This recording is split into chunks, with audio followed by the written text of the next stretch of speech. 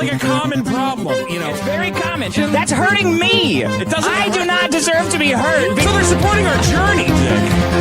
Isn't that great? Guys just making shit up on the internet. And welcome to the biggest problem in the universe. Let's do this thing.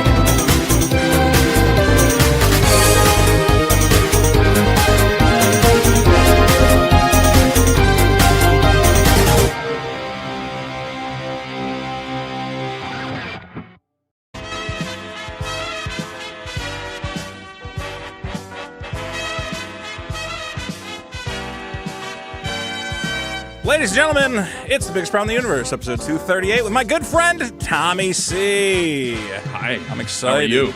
How was that for an intro? I nailed it that time. Awesome. Tommy, how you been, man? I haven't seen you in a while. No, it's been a long time. It's been a while. I've just left the lolcow universe. Peaceably. Is it? What's the right word for that? Peacefully. Yeah. I got no issues with What is the okay? Here's the thing, so we've had Billy on the show, Billy the Fridge, who is currently a member of the lolcow universe. Yes. This is a podcast network run by Keemstar, which I still don't get. I still don't understand. You were the first. You were one of the first lolcow people. Well, that's the weird thing. Like, all right, I was a part of the original podcast, and I left, right? And then they put the universe. So I came back last August, and it was not what I left. It was something completely different. In fact, I liked it a lot more. I thought it was like kind of unique. I thought it was interesting. You had these sort of daisy chains YouTube channels that kind of all like fight over Keem's clout and donations.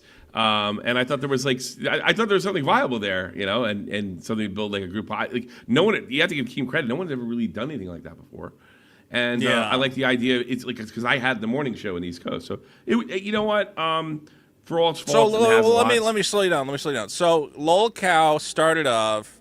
It was Boogie 2988, Wings of Redemption, and you were like the wrangler, right? Kind of, yeah.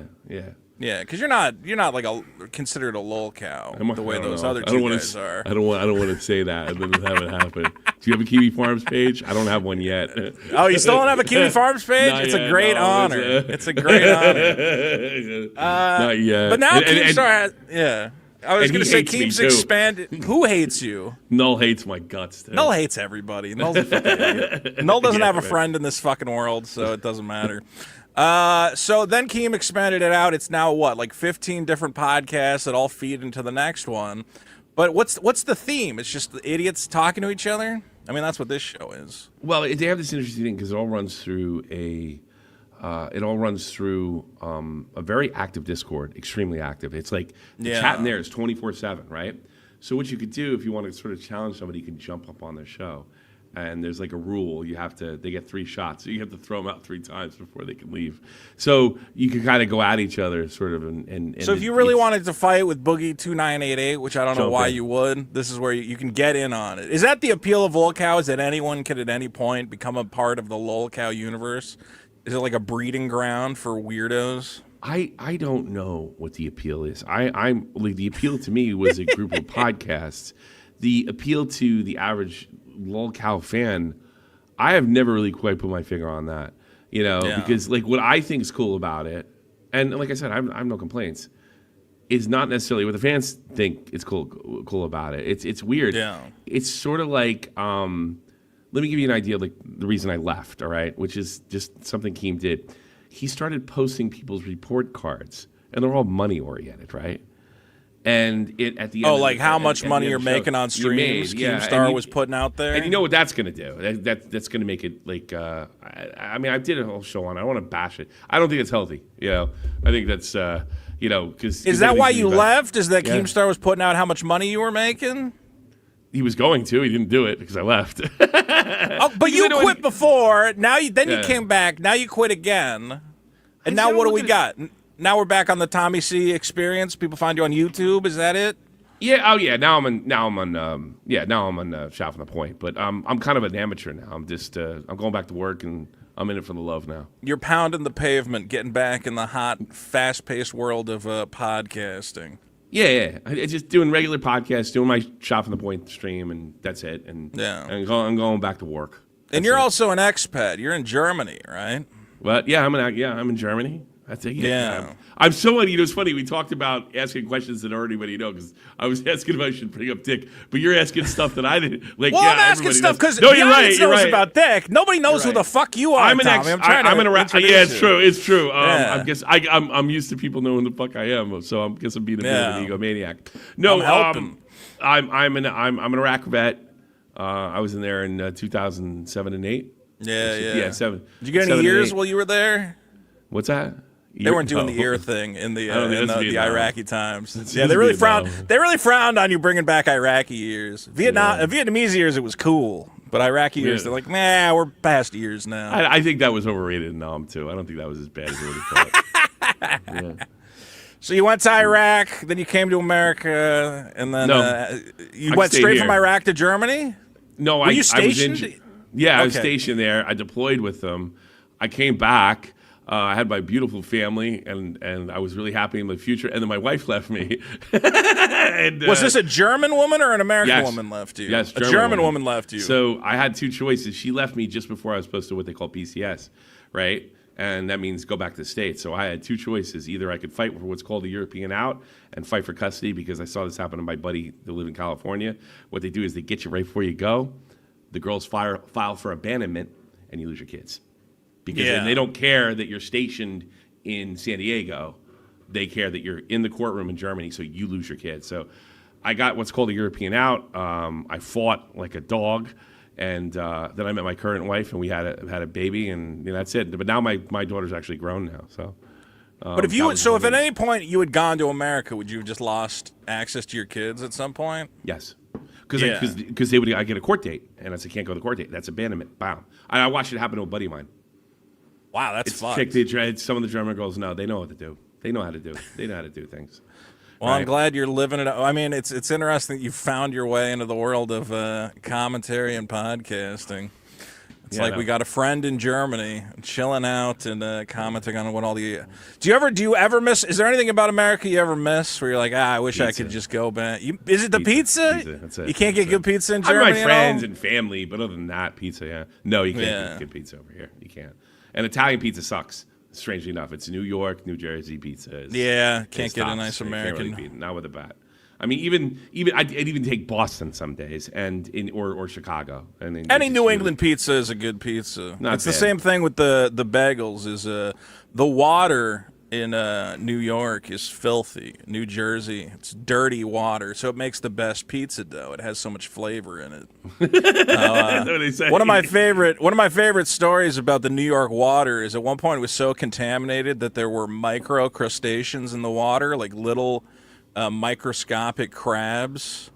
Okay, in the tap water, and the Jews of New York had to go to the rabbis and be like, can we drink the tap water because there's shellfish in it? Like, are we allowed to drink the New York tap water? And the rabbis all had to get together and they said, we don't think God is trying to trick us into drinking lobster. We don't think he's that conniving, so you can drink the New York tap water, was what they decided for the Jews. Those people didn't have the courage of their convictions. What a bunch of phony Jews. Well, they all got tricking God is like their favorite thing, but like they don't want to get tricked in return. Like, you know about the string that goes around New York? Do you know the string? Yeah, I think I watched because I had to study something about. So you could like do stuff that you can't do on certain days. You're not allowed to carry parcels. You know, you can't conduct business on the Sabbath or whatever. So you can't move boxes. There's videos of Hasidic Jews in Israel. Like, if you're like a shop owner and you're trying to like load stuff off a truck, a bunch of Hasidic Jews just show up and they go and yell at you until you stop. But in New York, you can only do it inside. So in New York, they put a whole string around the city, and they said as long as you're inside the string, you're technically inside. And we've officially tricked God. Sounds like the Jews are like every other religion and completely full of shit and find ways to like contradict themselves without actually doing it. It's you follow the rules until the rules become inconvenient, and then you go, what are you gonna fucking do? Well, you're Catholic. You grew up Catholic, right? I did. I grew up Christian. You're not Roman. You're not Roman. We just kind of went. I think it was Christian church we went to. Really? Just You didn't do no fish on maybe Fridays? it was. You didn't do no fish on Fridays? Okay, here's the problem: is my family was bad at religion, so I don't even remember what was going on. It's Oh, like so you're at not- one you're point, not at one point, Yeah. my dad, he's like, "I think I'm living my life wrong, and I'm pretty sure I'm going to go to hell. So we better start going to church to try and stave that off." But I would always be like, "Well, what is this? Like, what's going on?" And they're like, the problem was by the time we started getting into religion, you got to get to kids early so they don't ask questions. They're just like, "Yeah, God, Jesus, whatever." But when you start going to church until I was like 8, and they're like, "Yeah, there's a guy, he made everything," and I'm like, well, that just kind of sounds like bullshit. Like, I was like, how is that possible? Yeah. But then they got me with the hell stuff. The hell stuff is very good. Once they go, well, if you don't believe in it, you're going to burn forever. Yeah. And I was like, oh, well, then I'm taking this. Okay, I'm serious about this. I don't want to burn forever. Yeah, but that's Pascal's wager. That doesn't work. Well, as a kid, you can't understand Pascal's wager. All you know is the adults around you are talking about burning forever in a lake of fire. And you're like, okay, fuck. But I remember I was such a neurotic little kid that they're like, you have to accept Jesus into your heart. They made me go to Bible camp. I said, at Bible camp, you got to accept Jesus into your heart. And I was like a weird, neurotic kid, and I was like, okay, I'll accept Jesus in my heart. And then they reiterated it. They're like, no, really, you got to accept Jesus in your heart. I'm like, oh, okay. And then I like went to my bed in the Bible camp, and I'm like, I accept Jesus into my heart. And I started thinking about it. I'm like, wait, if I do it twice, does it cancel out the first one? For some fucked up reason.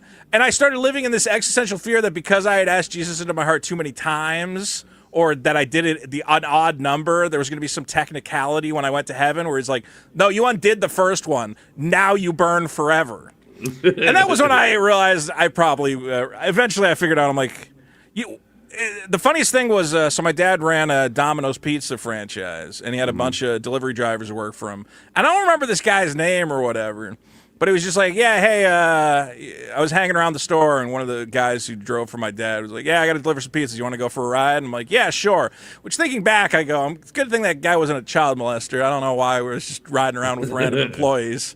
But then I'm like, yeah, I went to Bible camp. I accepted Jesus or whatever. And then just some random, fucking, what do you call it, scumbag work for my dad. He's like, oh, that shit's all made up.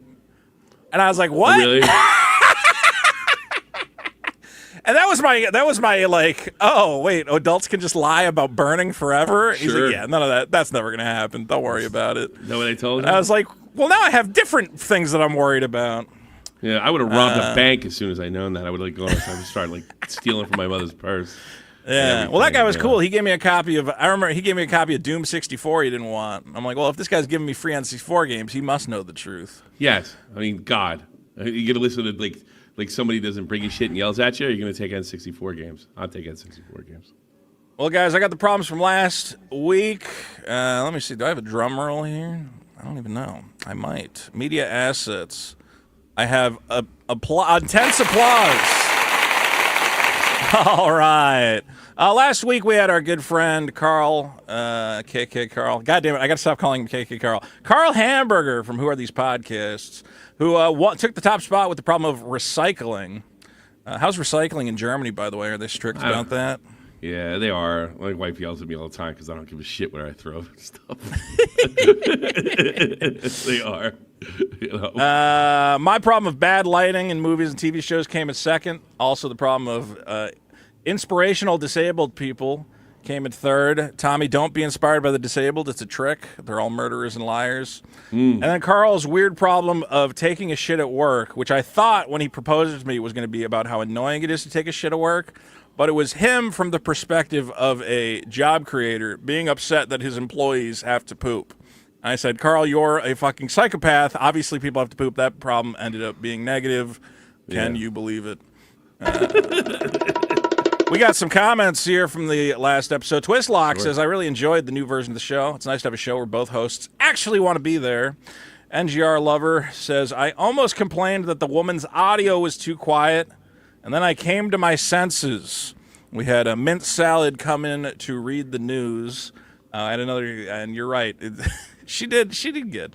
1E2D says, God damn it, you added a countdown and you convinced Mint to come on. You earned my view for an extra month. Well done, Vito. And Plead the Fifth says, I need the next co-host to be Ethan Ralph. Look, I could get Ethan Ralph. I'm pretty sure. I don't know if he's the best guy for this show. He's a fun guy. What are his problems right now? His problems are child support. Alcoholism, child support. Maybe he would have some good problems. Maybe we do got to get Ethan Ralph on here. Ethan's at a come up right now, though. I see he's feuding with Mersh. I don't know if you've been following that story at all. No, that one's because you mentioned Mersh before. I was like, did I miss something? See, I've been in Lowell County. Do you know Mersh? Mersh is he's like a podcast guy. I think we did a bonus episode with him one time. But basically, there's this girl named Ice Dancer who's been sleeping with everybody. She slept with Stavros from Cumtown, formerly from Cumtown. Then she slept with Ethan Ralph. She apparently almost had sex with this guy, Schizo Sean. And then Mersh really fell in love with this girl. Sent her a Nintendo Switch. Was trying to really lock her down, and she ended up leaving him. And then the big news this week is that Mersh got her fired from her job. Oh. Because she was like a paralegal and was like, I think sending him messages like, hey, here's this case I'm working on. And he went to her fucking work and was like, hey, this bitch has been sharing confidential court documents. I think you better fire her ass. And everyone's going, oh, Mersh, that's not a good way to...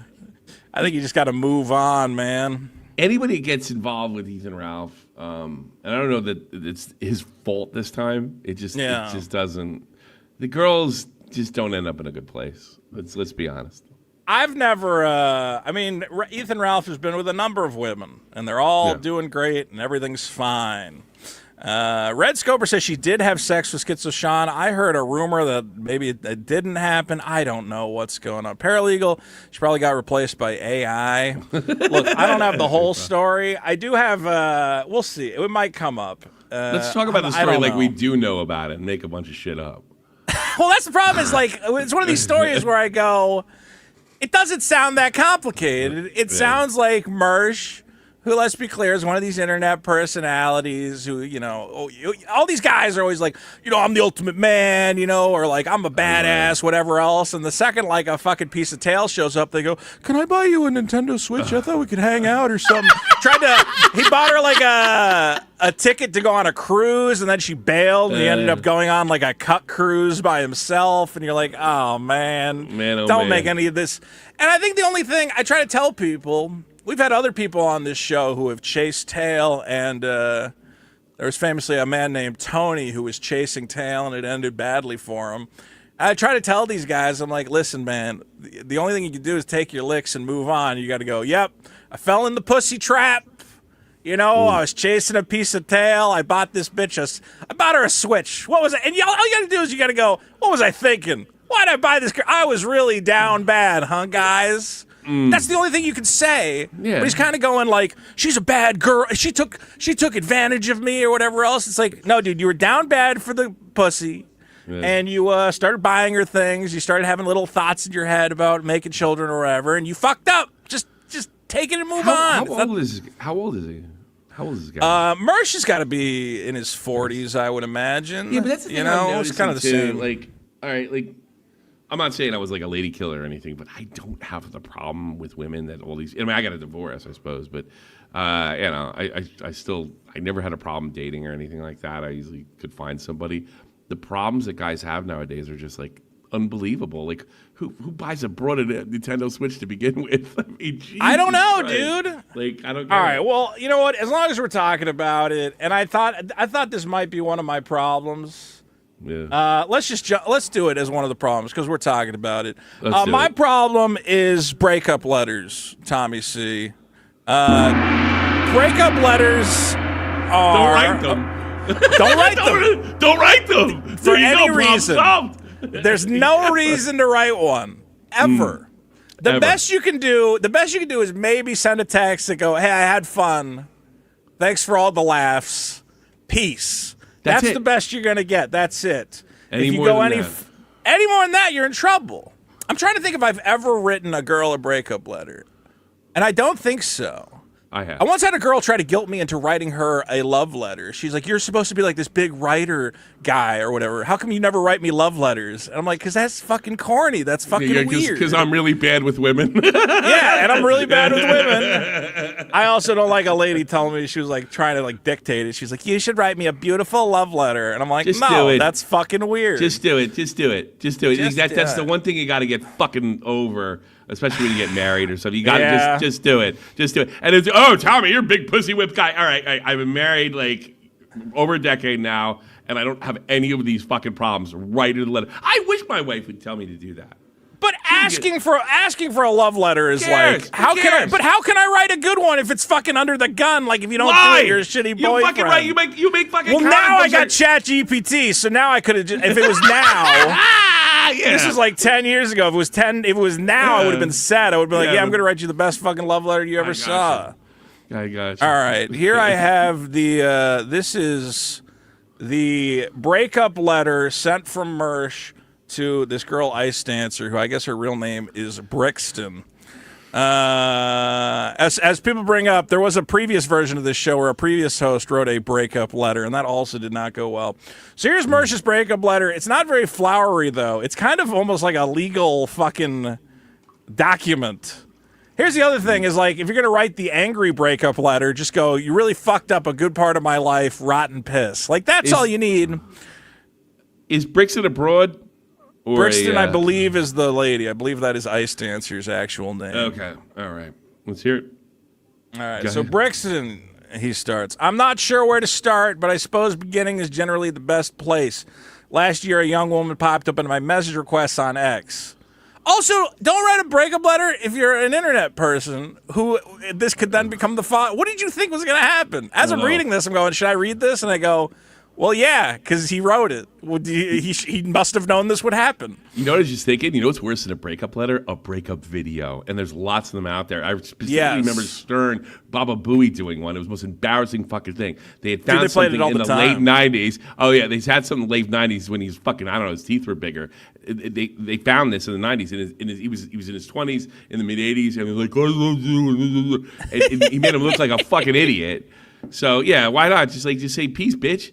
You know, I will say, like, this seems to be the worst kind of breakup letter is the one that's kind of like, hey, maybe we could get back together, because that one's just pathetic.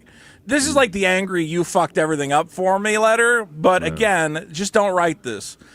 So she comes to him and says, "Mersh, I have feelings for you. I live in Florida. I dismissed it as a long line of attempts to troll me." That was smart, Mersh. You should have went with that instincts. "Before this young woman entered my life, I was alone. I wasn't lonely. I was resigned to an emotional purgatory that, well, for most people might feel like hell, allows a person like myself to reassign that energy into other avenues where fulfillment and success is more likely. The show, helping cats, we like that, making money, enjoying life in general." All right, so Mersh was in an emotional purgatory. This was a cage I built myself and I was comfy in. "I spent or wasted a lot of energy in my younger years looking for a girl I could spend forever with. But a combination of being born ugly and poor and going through legit trauma and substance abuse and being an F-slur in general." Why did you do this, Mersh? Come on. Did you really think this girl was not going to, like, hand this off to fucking Ethan Ralph and everyone else? I feel bad reading this. I'm like one of the guys who almost has sympathy where I go, all right, man, I get it. You fell in the pussy trap. You were really upset. But why make these words happen? Why do you think that anybody cares about how you feel? I think it's the whole problem with America. That's why I stopped dating American women fucking 20 years ago. Nobody fucking cares. And something is, they tell us as kids, like your mom sits there and is like, yeah, everybody's going to love you and everybody cares. And nobody fucking cares. If you could accept the fact that nobody really actually gives a shit, it's so freeing. And you might be thinking, oh no, it's a really dark place. No, you know what to expect. Nobody cares. You'll never write this stupid fucking thing because you know nobody gives a shit. They just want something, their end out of the relationship, and they want you to give it, and they'll give back. Get over yourself. There you go. It's also this sector of the internet. You got to understand that, like, people are playing characters, man. Like, even ice dancers, like, goofing around, like, hey, maybe if I sleep with some of these guys, I'll get some dirt, I can have some fun. Okay, Cody says, I guess Mersh will not be a guest on the show. I sent Mersh a message inviting him on the show, and I'll still invite him on the show. But the thing I'm going to tell him is the same thing I told Frog Tony and the same thing I told other guys is, don't write a letter. first of all, if you get tied up with these women, don't fucking talk about it. Don't send messages. Don't make it worse. And second of all, you got to eat a little bit of shit.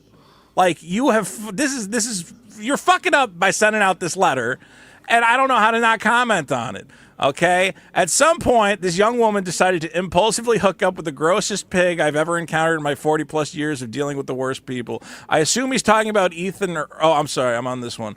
I assume he's talking about Ethan Ralph here and not Stavros, but they're both big fat guys. I got to say, ice dancer, you've been with the worst, now get with the even worsest. All right, let me get it. You know what would really stick it to Mersh, ice dancer? If you fucked Vito. Mersh would be fucking so blown out. I know exactly how to get him, ice dancer. I know what'll hit him hard. Ice dancer, do you hate yourself? Do you hate all these men you've been sleeping with? Vito's your man. I think this is the first time. See, the other problem with this is that it's getting Ethan Ralph all fired up to just talk about it endlessly. Looking back, this should have been my first major sign to cut and run. You plugged fully in and voluntarily made a decision to fuck Ethan Ralph. Jesus Christ, you even went back for seconds. Ethan Ralph's looking a lot better these days. He's not, he used to be like a big fat guy. Now he's kind of trim. He's on that Torta diet. Yeah, sure. I'm not going to say it's like, and I love Ralph. I'm sure it has nothing to do with the fact that her father missed all her dance recitals. It has everything to do with Ethan Ralph losing weight. No, she's a perfectly stable young lady. Yeah, it's sure. sad to see you sniffing around the trough on your own time, looking for seconds, plugged into the destroy Mersh thing. Okay, here's what's crazy. You shared private conversations and enriched people who have spent 10 years trying to ruin my life. Why would you give her more private conversations if you know that she's turning around and handing them to Ethan Ralph? What are you doing, Mersh? Just stop. Fucking cut your losses. Like, take the L. It doesn't even have to be a big L. You're right. She's running around. She's fucking everybody. It doesn't matter. She's a slut or whatever. Just make that your line. Why are you going down this road? You were okay, complaining. And what would become the overall theme of our relationship? We established a dynamic where I would spend time and energy actively trying to improve your life and enrich you. Yes, you were chasing pussy. Cares. We know. I bought you a Switch, dude.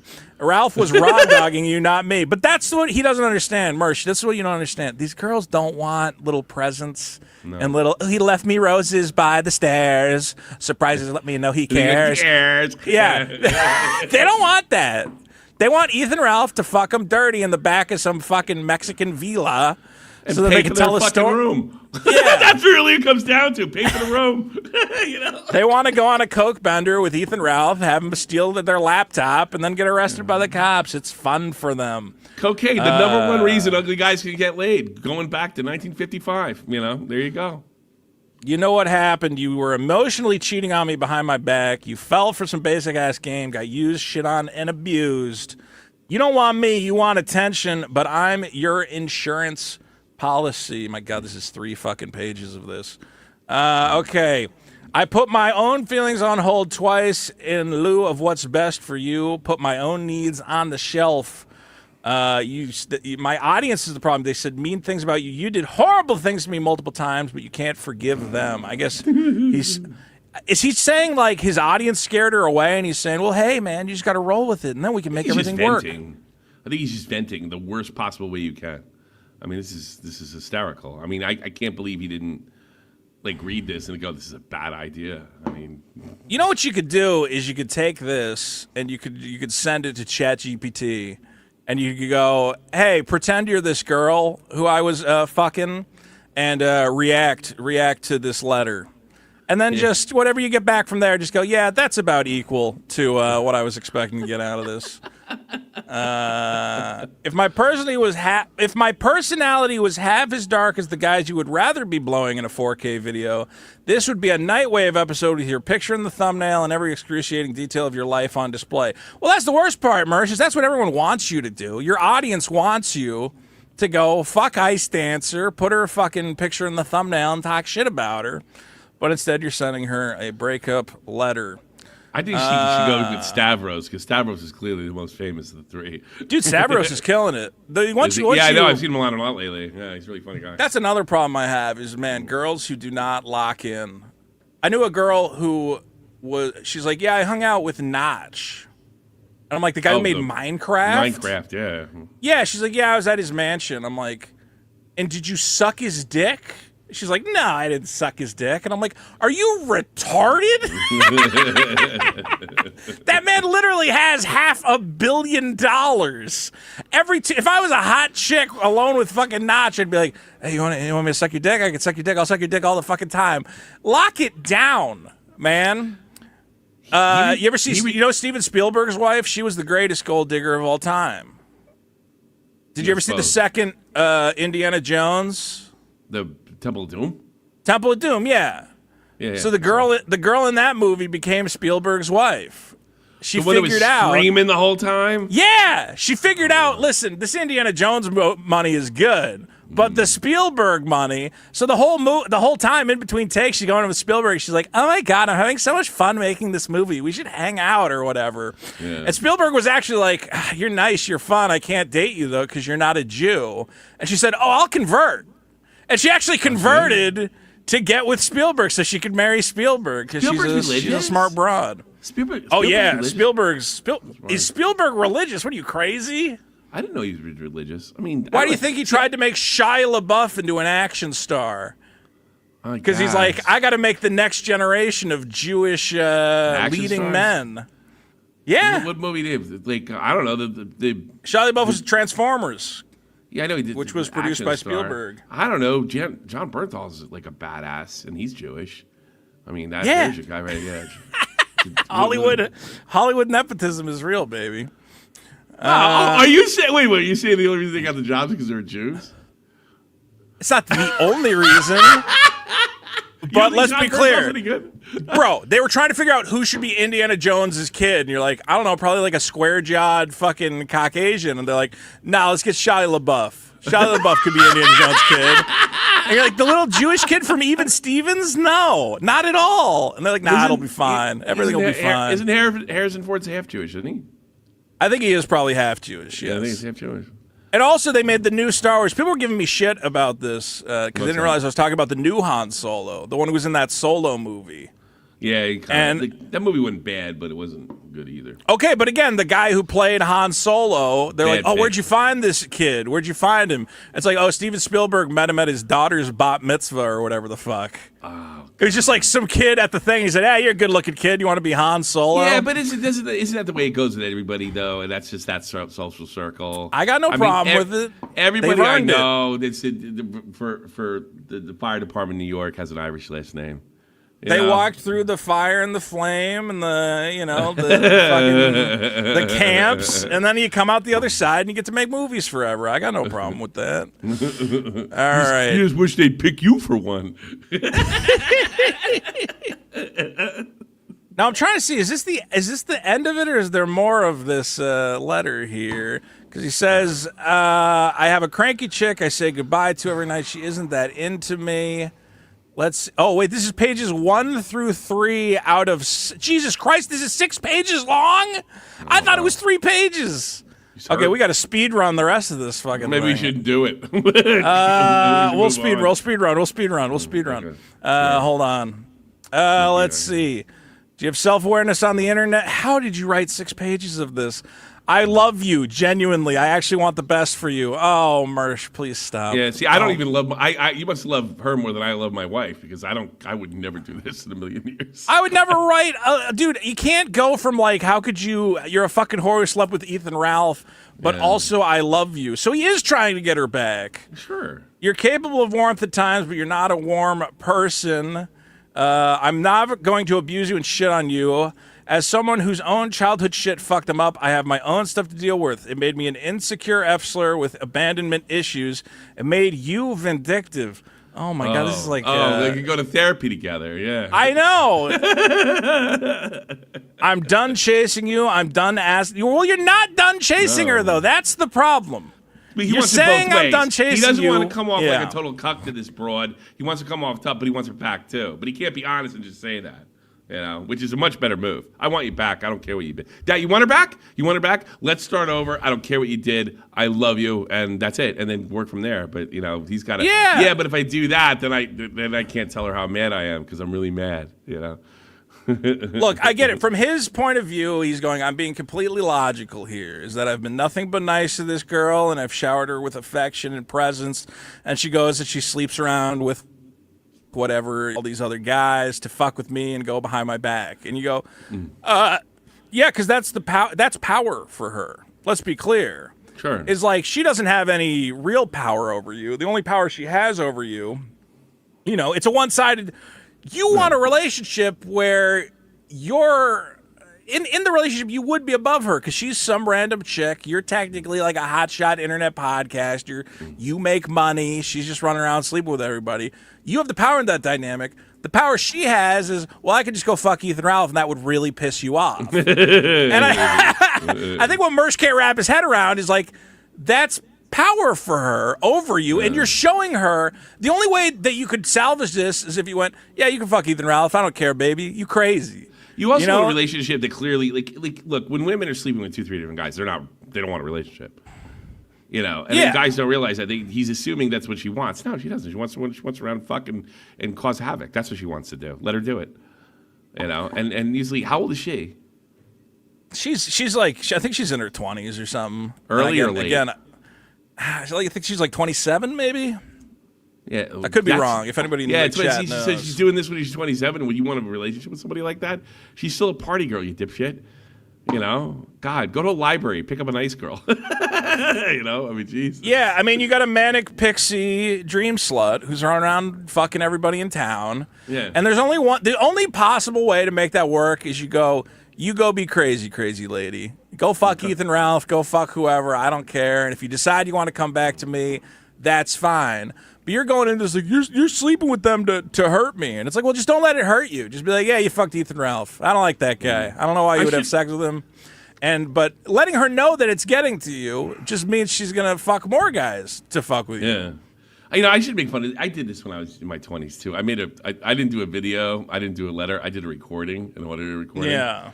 And I listened to it back and was so humiliated that I literally, like, there was an old one of those press to 2 tapes, and I literally got, like, a pocket knife and just said, I'm going to have to figure out. Oh, you had, like an audio recording? Yes. Like a cassette? Audio recording, yeah. So what I did is I attacked the girl's boyfriend, my own best friend. It's funny, like a best friend, and I ended up getting a restraining order and a bunch of trouble, and I almost wasn't allowed to join the military. Oh shit! Yes. Well, yeah, okay. You want to know side note to that? Real quick side note. What's the side note? Yeah. Okay, you familiar with Red Dead Redemption 2?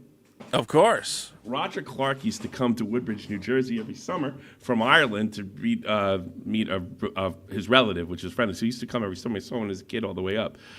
Roger Clark was the one that was telling me my friend was going. But who's Roger Clark? Roger Clark he's the main. The voice character. actor? Yes, the main character. Oh man, that's fucking crazy. Isn't that funny? Dude. Yeah, and I find it like 20 years later, I find out he's there. Yeah, he tipped me off to saying, yeah, your friend is not your friend.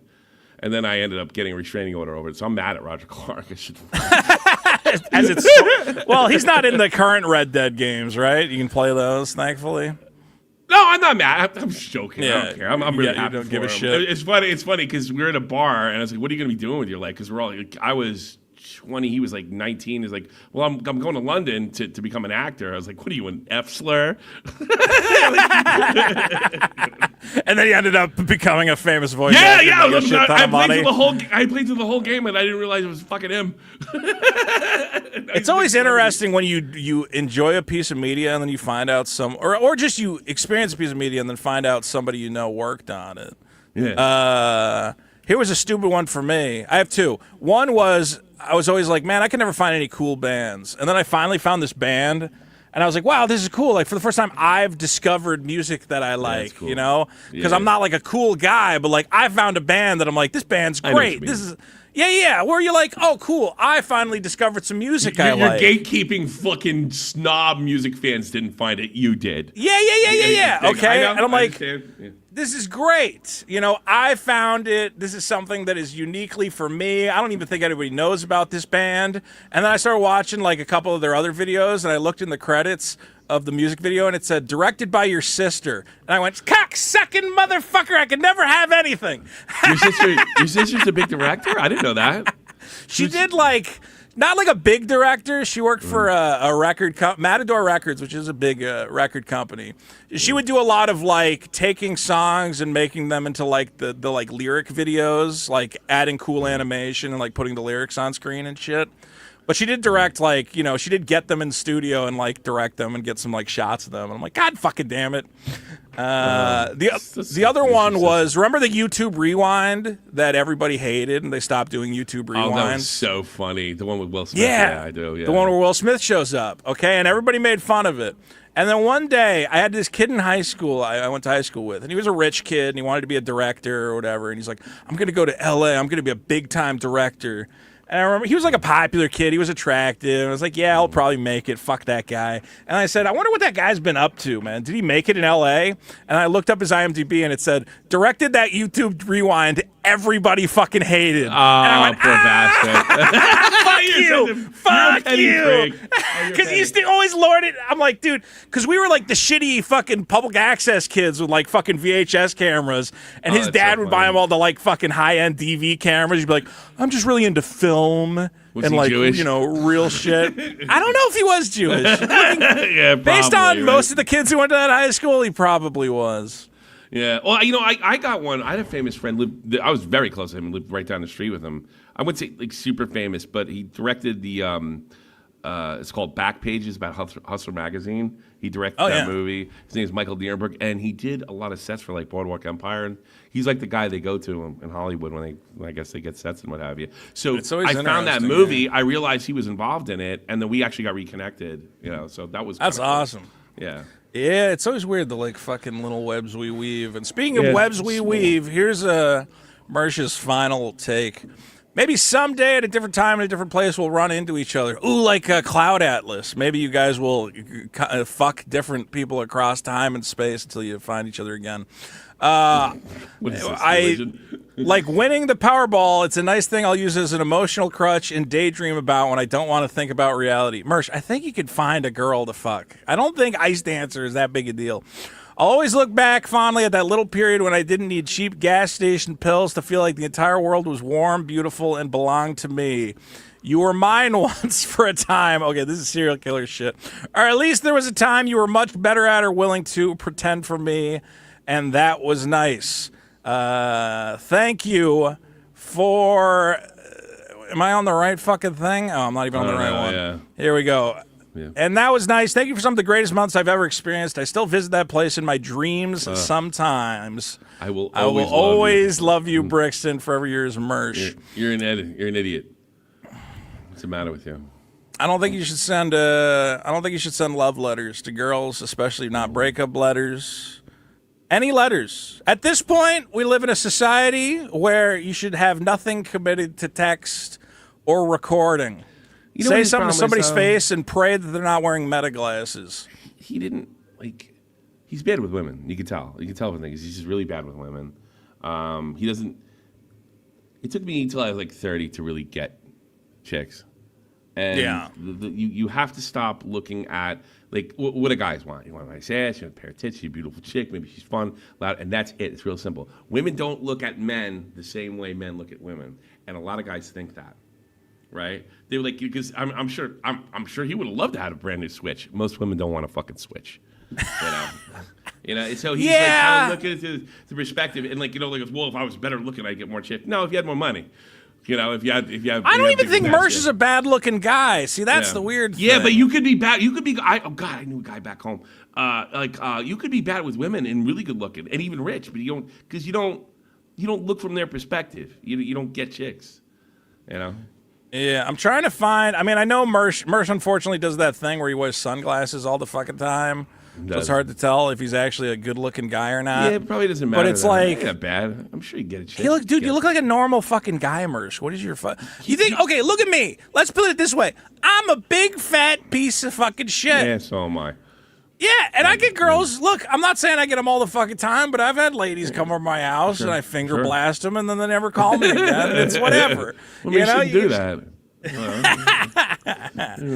They go. It was too good. How old are you, for Christ's sake? I finger blasted. Oh man, but I'm so good from the fucking arcade games and shit that like.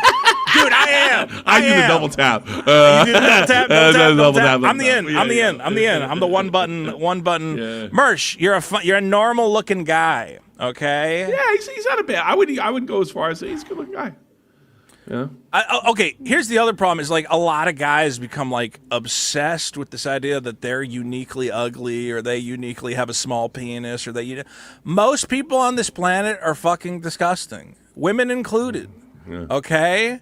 So I don't know what you're hoping but here's for. the thing: it doesn't even matter. That's like he's so out to lunch when it comes to women. Women want a guy that appears confident. They don't actually have to be. So you can fake you could fake so much shit in front of women, right? Yeah. Like I used to tell you, I used to have love phones, and these guys are like in college used to come with me, like, how do I pick up chicks and how do I think? Okay. Never tell them about your fucking gay hobbies, like right behind me. Don't talk about that ever. Right. Don't ask a lot of fucking questions and tell them what you're planning on doing, especially in college. The best thing about college is you can say anything. I'm pre-med. It doesn't matter. So you're giving them something to kind of work with. It's women don't look at men like men look at women, and that's what you got to kind of figure out. Once you figure that out, and it's just like confidence, you realize like, oh, that's where all those player guys are getting chicks.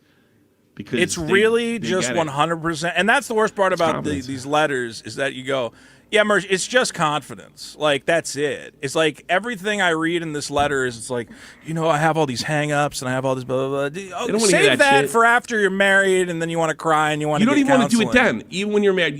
The only time that should come out is when you're at your absolute fucking lowest, and hopefully you married a girl that gives a fuck. Right? Yeah. But you don't even want to overwhelm your wife with that shit. A lot of guys say, well, I could just like, you know what European girls say about American guys is they're in therapy. They're constantly unloading because they've been taught that's what girls want. Girls don't want it. They tell you they want to hear your shit, and your deepest, darkest. And as soon as you say it, right, it's a complete turnoff. It's a complete, when a girl tells you, a woman tells you she wants your deepest, darkest secrets, she's a liar.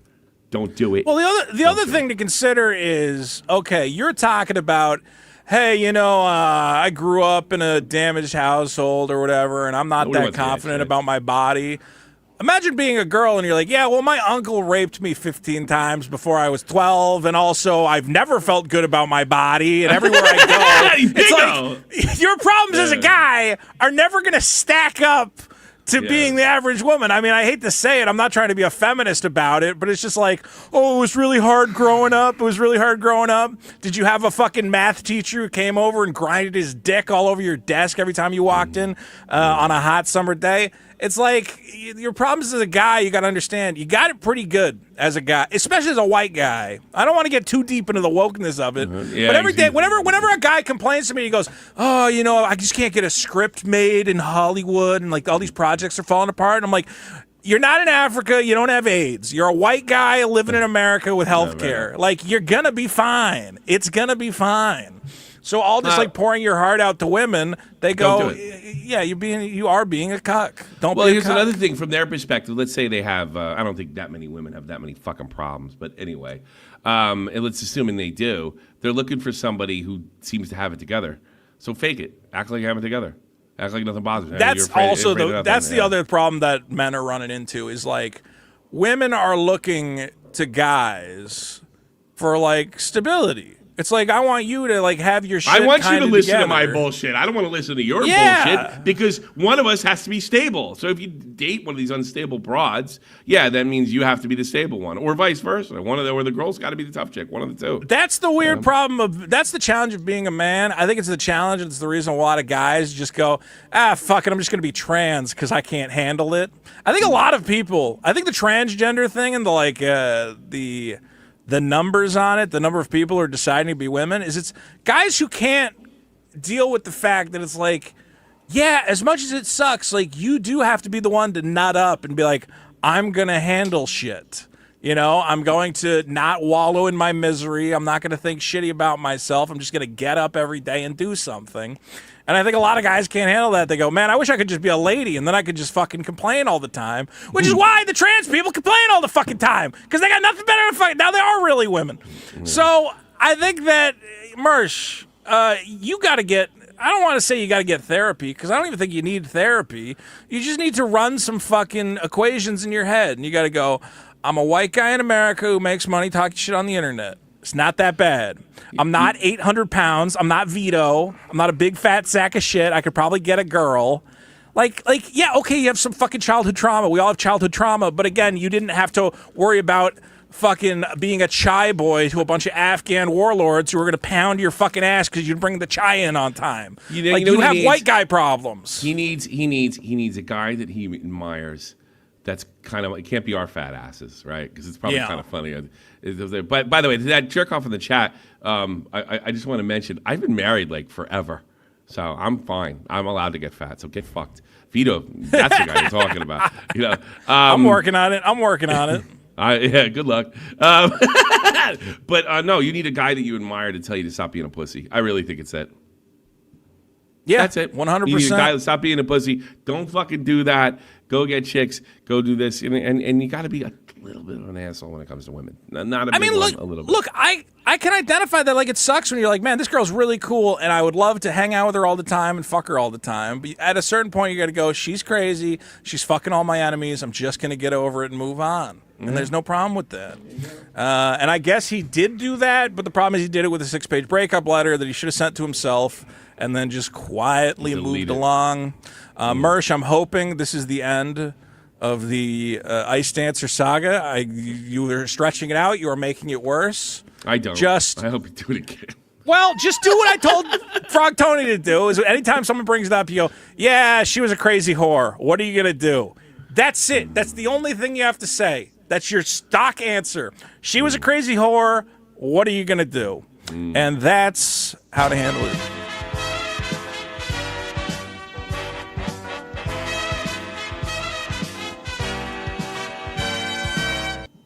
Tommy, you got a problem for me here? Here's my problem. I don't know. Which one should I? Should I go the second one or the first one? What do you think?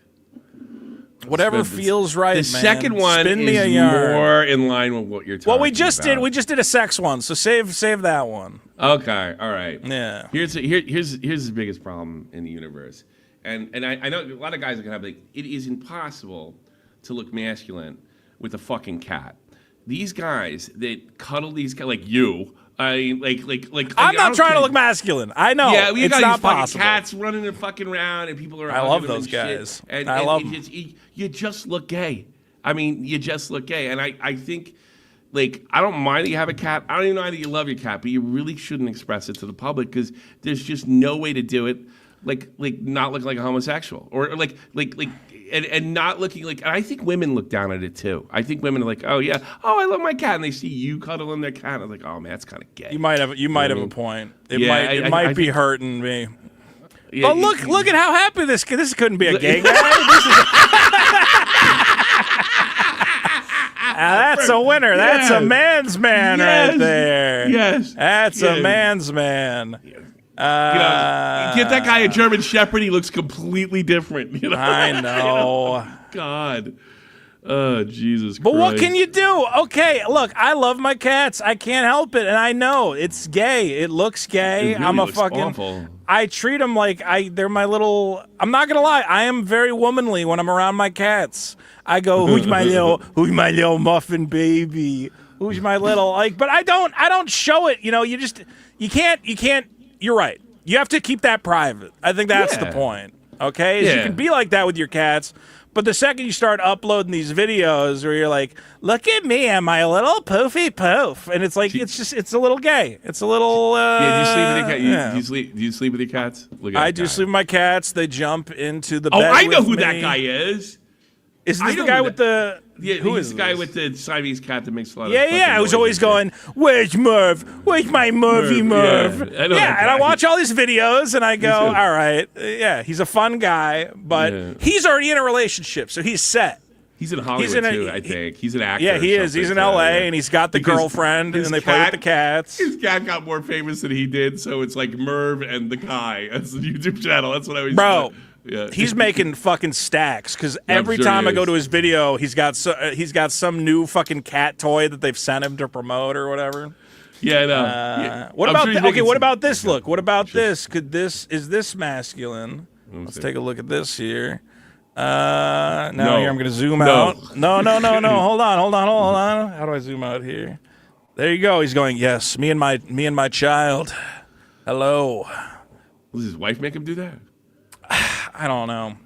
Cat doesn't want to be there too. He wants to fucking. But what's masculine about dogs? Now dogs are gay. They got a bunch of gay dog breeds now. Yeah, you can't. You should get little dogs. Little dogs are for women. Yeah. I see a lot of guys. What about what is the dog that everybody wants? The Shiba Inu, the little Japanese dog. Yeah, all these jackass YouTubers want that stupid dog. Yeah. Shiba or whatever. The one, Doge, right? The Doge dog. Well, what is it? It is weird that cats have a naturally feminine energy. Even boy cats are. They're worse. They're pussies. They're pussies. actually worse. Yeah, they're actually worse. Yeah, they're worse. Because they don't ask. Yeah. Well, okay. I'll give it to the male cats. Is for some reason you neuter a dog. Dog still is kind of like a dog. You know, he's still kind of like a happy boy. I think once you neuter the male, because a wild male cat still has like kind of a masculine energy. If you ever run into like a street cat, he's like fighting, he's fucking, he's hissing. Yeah. You know, he's just jerking his wad on everything, which is the reason you have to get your cats neutered because the fucking males just spay. Once you neuter a male cat, they're nothing. They're just women at that point. I don't know. Like male cats are like the biggest assholes. I mean, I always get female cats because they're friendly. They follow you around. Oh, absolutely, dude. Female cats are infinitely better than male cats. Yeah, male cats are just like they're the divas that we everything you hate about cats, everything like the pussy thing, the whole nine. It just is with a male cat. I can't stand them, to be honest with you. And I have a female cat because she's friendly and she's like a friend. A male cat's just like feed me and fuck off. You know. You never see like a rapper with a cat, you know? You never see like, you know, it's always a bunch of, they're like, yeah, this is my dog, this is my big old dog. You've never seen a rapper be like, this is Mittens. Mittens is a real fucking feline. Mittens don't fuck around.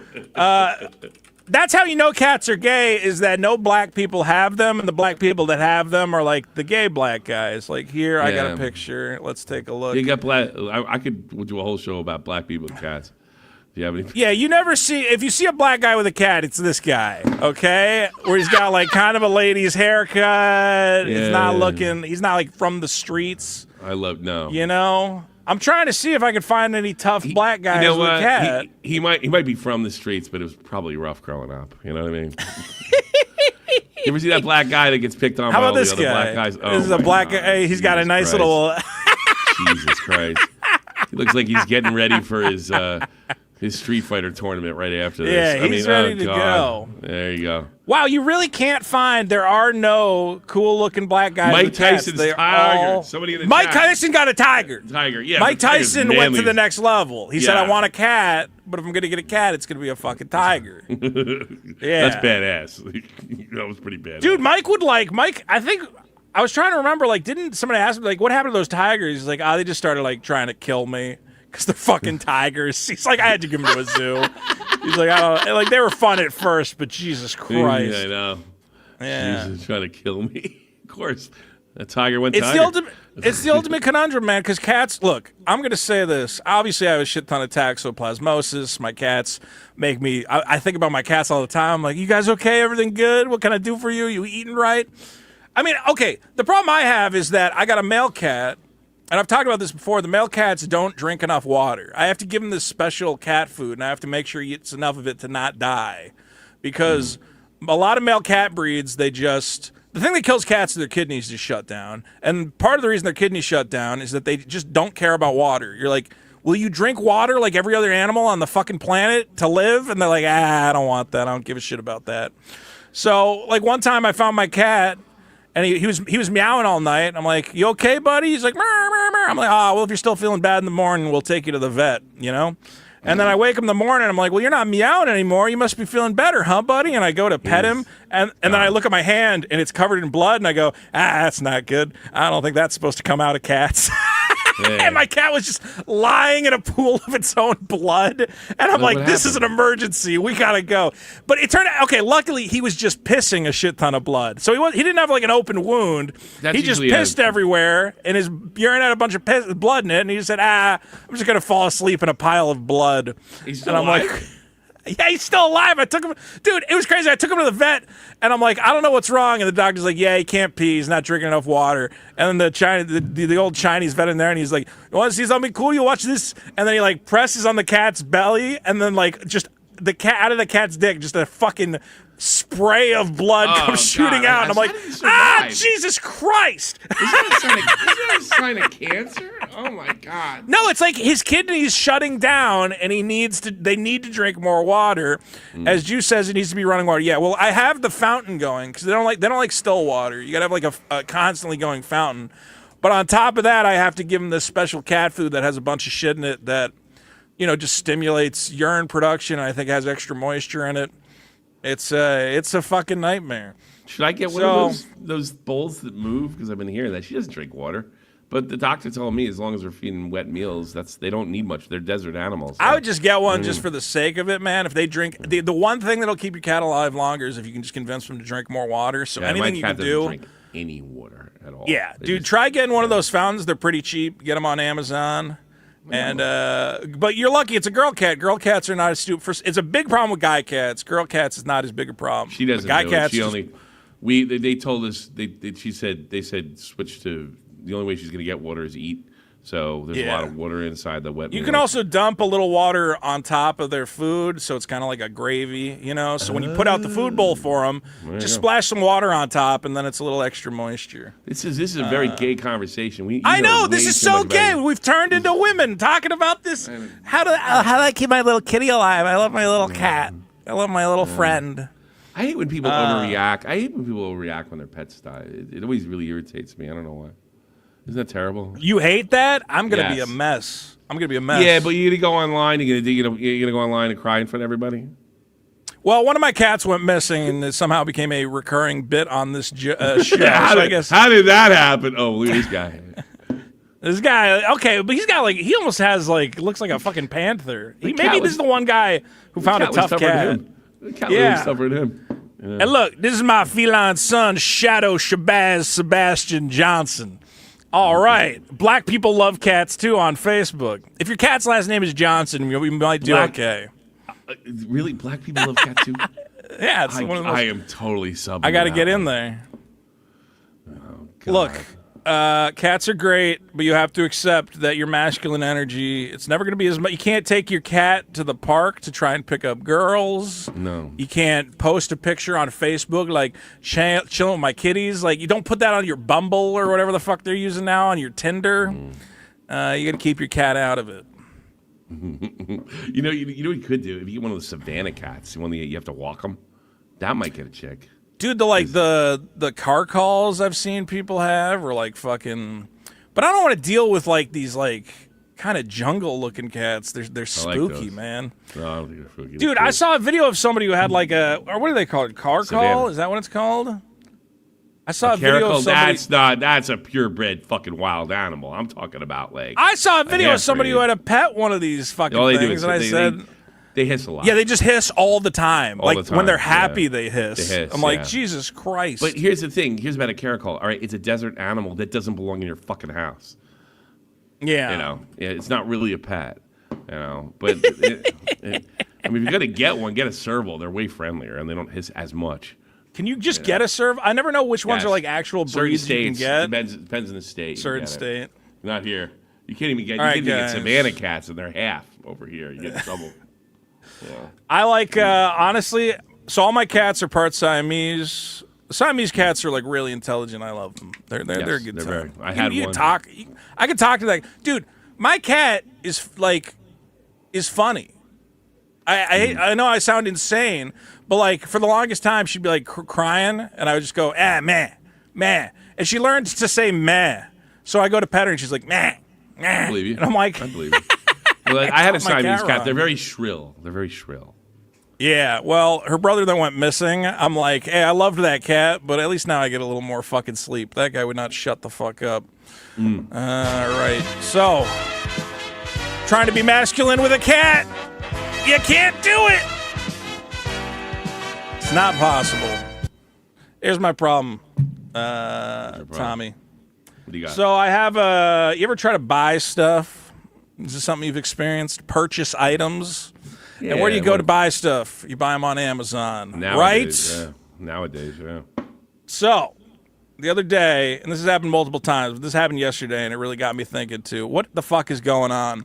I got a tablet. I got a Samsung tablet. And I said, you know what would be nice if I had a little keyboard for the Samsung tablet? Okay? Just a little thing I could type on. And it's a slightly older Samsung tablet. I'm like, there must be a couple options out there. What's the best keyboard for this little Samsung tablet? And I look at one, and I go, that one looks pretty good. And the name of the manufacturer is like Tsingtao. Yeah. Like, okay, I guess I could get a Tsingtao. And I go, Hi-ya. let me look at the next one. And it's like Donghui. And I'm like, yep. No, I could get a Donghui, I guess. And I'm just looking through all of them. I'm like, well, which one's the good one? It's like you get Gudao, Jingjiang, Lita. And I'm like, okay. AliExpress. These are all they're all the same. They're all the fucking same thing. Sure. Okay? So my problem is everything on Amazon is the fucking same. And I try to investigate what's going on. What is the difference? Okay, they'll have like slight variations. Like one will have glowing red fucking buttons instead of the other one. Or I was trying to get like a pillow, like one of those pillows you can like, be in bed reading a book or whatever. And it's like, well, this one, the headrest is shaped like this. And this one, the headrest is shaped like this. But it's basically the same fucking pillow. And you try to check the reviews. And all the reviews say, very good, me love long time. Is #1 pillow is good. And I go, that's a fake fucking review from the Chinese people. So I can't use that to figure out what I want. I don't know how to shop for this shit. So I tried to figure it out. I'm like, what's going on? Are these all the exact same thing? And the answer is, yeah, probably. So here's how it goes. Chinese manufacturing clusters around cities like Shenzhen, Dongguan, Zhou, and Guangzhou. And what has happened with Amazon is you used to make a product, and what would you do with the product, Tommy? You would put it in your warehouse. Yes, that was a call, right? Warehouse. Yes, you had a company, and you had to buy storage space, and you would put the product in your storage space, and you would pay rent on that warehouse, and drive forklifts around it and sell comic books like a certain black man I know. Okay, but Amazon changed that because now Amazon has FBA, Fulfillment by Amazon, starting in 2006. Where sellers, you no longer had to have your own inventory. Amazon will be your warehouse. Just send them all your Chinese garbage. They will put it in a fucking one of their lots. And when you sell an item, it goes out to the customer. That's why, because I have an ice machine, and it's the same fucking one, but it's had 4 different names on the actual ice machine itself. That's why it's like that? Okay. Well, here's where it actually went horrifically wrong. Is in 2015, a man named Greg Mercer created a program. This is the first time I had heard of this, called Jungle Scout. Have you heard of Jungle Scout? I have not heard of Jungle Scout. It's not a very big Jungle name. Scout is ruining the world, Tommy. So this guy figured out that, hey, there's all these Chinese warehouses that'll make you anything you want, and you can just find something that's already being sold and making money and just hijack half those sales by making the exact same thing that's already being made with a different name. So he created this fucking software that goes through Amazon, scans products, somehow gets access to somehow figures out how much it's selling. Like, what is the sell-through rate? Looks at it has this many verified sales in the back end. It has this many reviews. And then just... Dude, okay, I went, shit, I should have done this back in 2015. Then you get a list, and it goes, hey, this fucking milk frother, this little fucking thing, you press a button, and it spins around. Right now, there's only 2 of them on Amazon, and they're selling 100,000 units a month. So if you were the third guy selling these, then the units would be divided between 3 guys, and you'd get a cut of that pie. In 2019, Jungle Scout then introduced the supplier database, which not only shows you the products that are selling, but uses, this is fucking insidious, it uses fucking point of sale import records. So anytime something comes over on a boat, there's got to be like a fucking docket that says this much came from this factory at this time. Gotcha. So it cross-references all this data to be like, not only are you going to make a milk frother, but I'm going to tell you the exact company that made this one using fucking bill of sale and import records. So you can just contact them directly and be like, hey, I noticed you guys make Samsung keyboards. Can you make one that's black, says dick sucker on it, and get 1,000 of them to me so I can lock them in an Amazon warehouse? And you can just do that from your fucking house as a guy. You don't have to do any research. You don't need to know how to make products. That's the crazy thing. It's not like you know how to make a great hairdryer. You just identify a good hairdryer that already exists. Put your name on it. And change the color and put your name on it. Name on it, yeah. Good. And then you're an Amazon seller. It's like, I remember thinking, like, when I was started selling T-shirts for my YouTube channel, I'm like, wow, I'm a real T-shirt salesman now. But all I did was make somebody else make the T-shirt, and I just took credit for it. Good. Dude, I'm glad they're doing with the bigger items now. Nice. Well, dude, this is what's scaring, and I think this is part of why Trump started doing like the tariffs and shit. Yeah. Is a lot of bigger companies are realizing, hey, what we did is no longer gate kept. Okay, back in the day, if you wanted to be a sneaker company, that would be hard. It would be hard to manufacture sneakers. True. You would need to figure out Major distribution, logistics, who's going to make the sneakers, who's going to ship the sneakers, where are you going to put the sneakers? A big one. You would have had to have a warehouse. Then you would have had to ship the sneakers to the customer. You would need sales, now whatever there's else. companies that do that for you.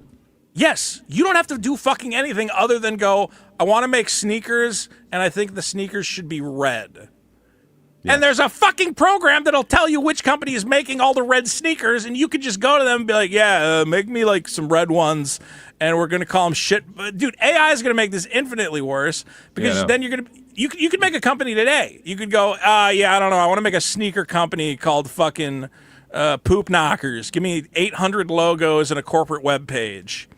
Like we're gonna have, I don't know where it's gonna stop, but you're seeing Nike stocks at like nothing because everybody and their brother opened a sneaker store. And I can't get a Samsung keyboard because I don't know which one. Now I'm paralyzed with choice, even though I know they're all the same. Wait. You can take any one of them. Take the cheapest one. What's the matter with you? Well, that's what I'm saying. But now I'm like worried that there is one. But now I want to know if there is a good one. What do you mean? You spent the last fucking 20 minutes telling me like it doesn't matter. You know the answer. This is riddle. You know the answer to this. But I keep hoping. I'm like, maybe there's one that's made in America that's like halfway decent. And it's all fucking shit. It's probably made somewhere. I know. It's all dog shit on there. Nothing is good anymore. In a way, you know. So that's what I started thinking when the tariffs started showing up, all these tariffs on import shit. I think that was part of the reason is they're like, China's eating our lunch. China's making fucking everything. The problem is like, how can you set up a bunch of sneaker factories in America? Americans are lazy. We're not going to do it. So I guess you just tax the shit out of the Chinese.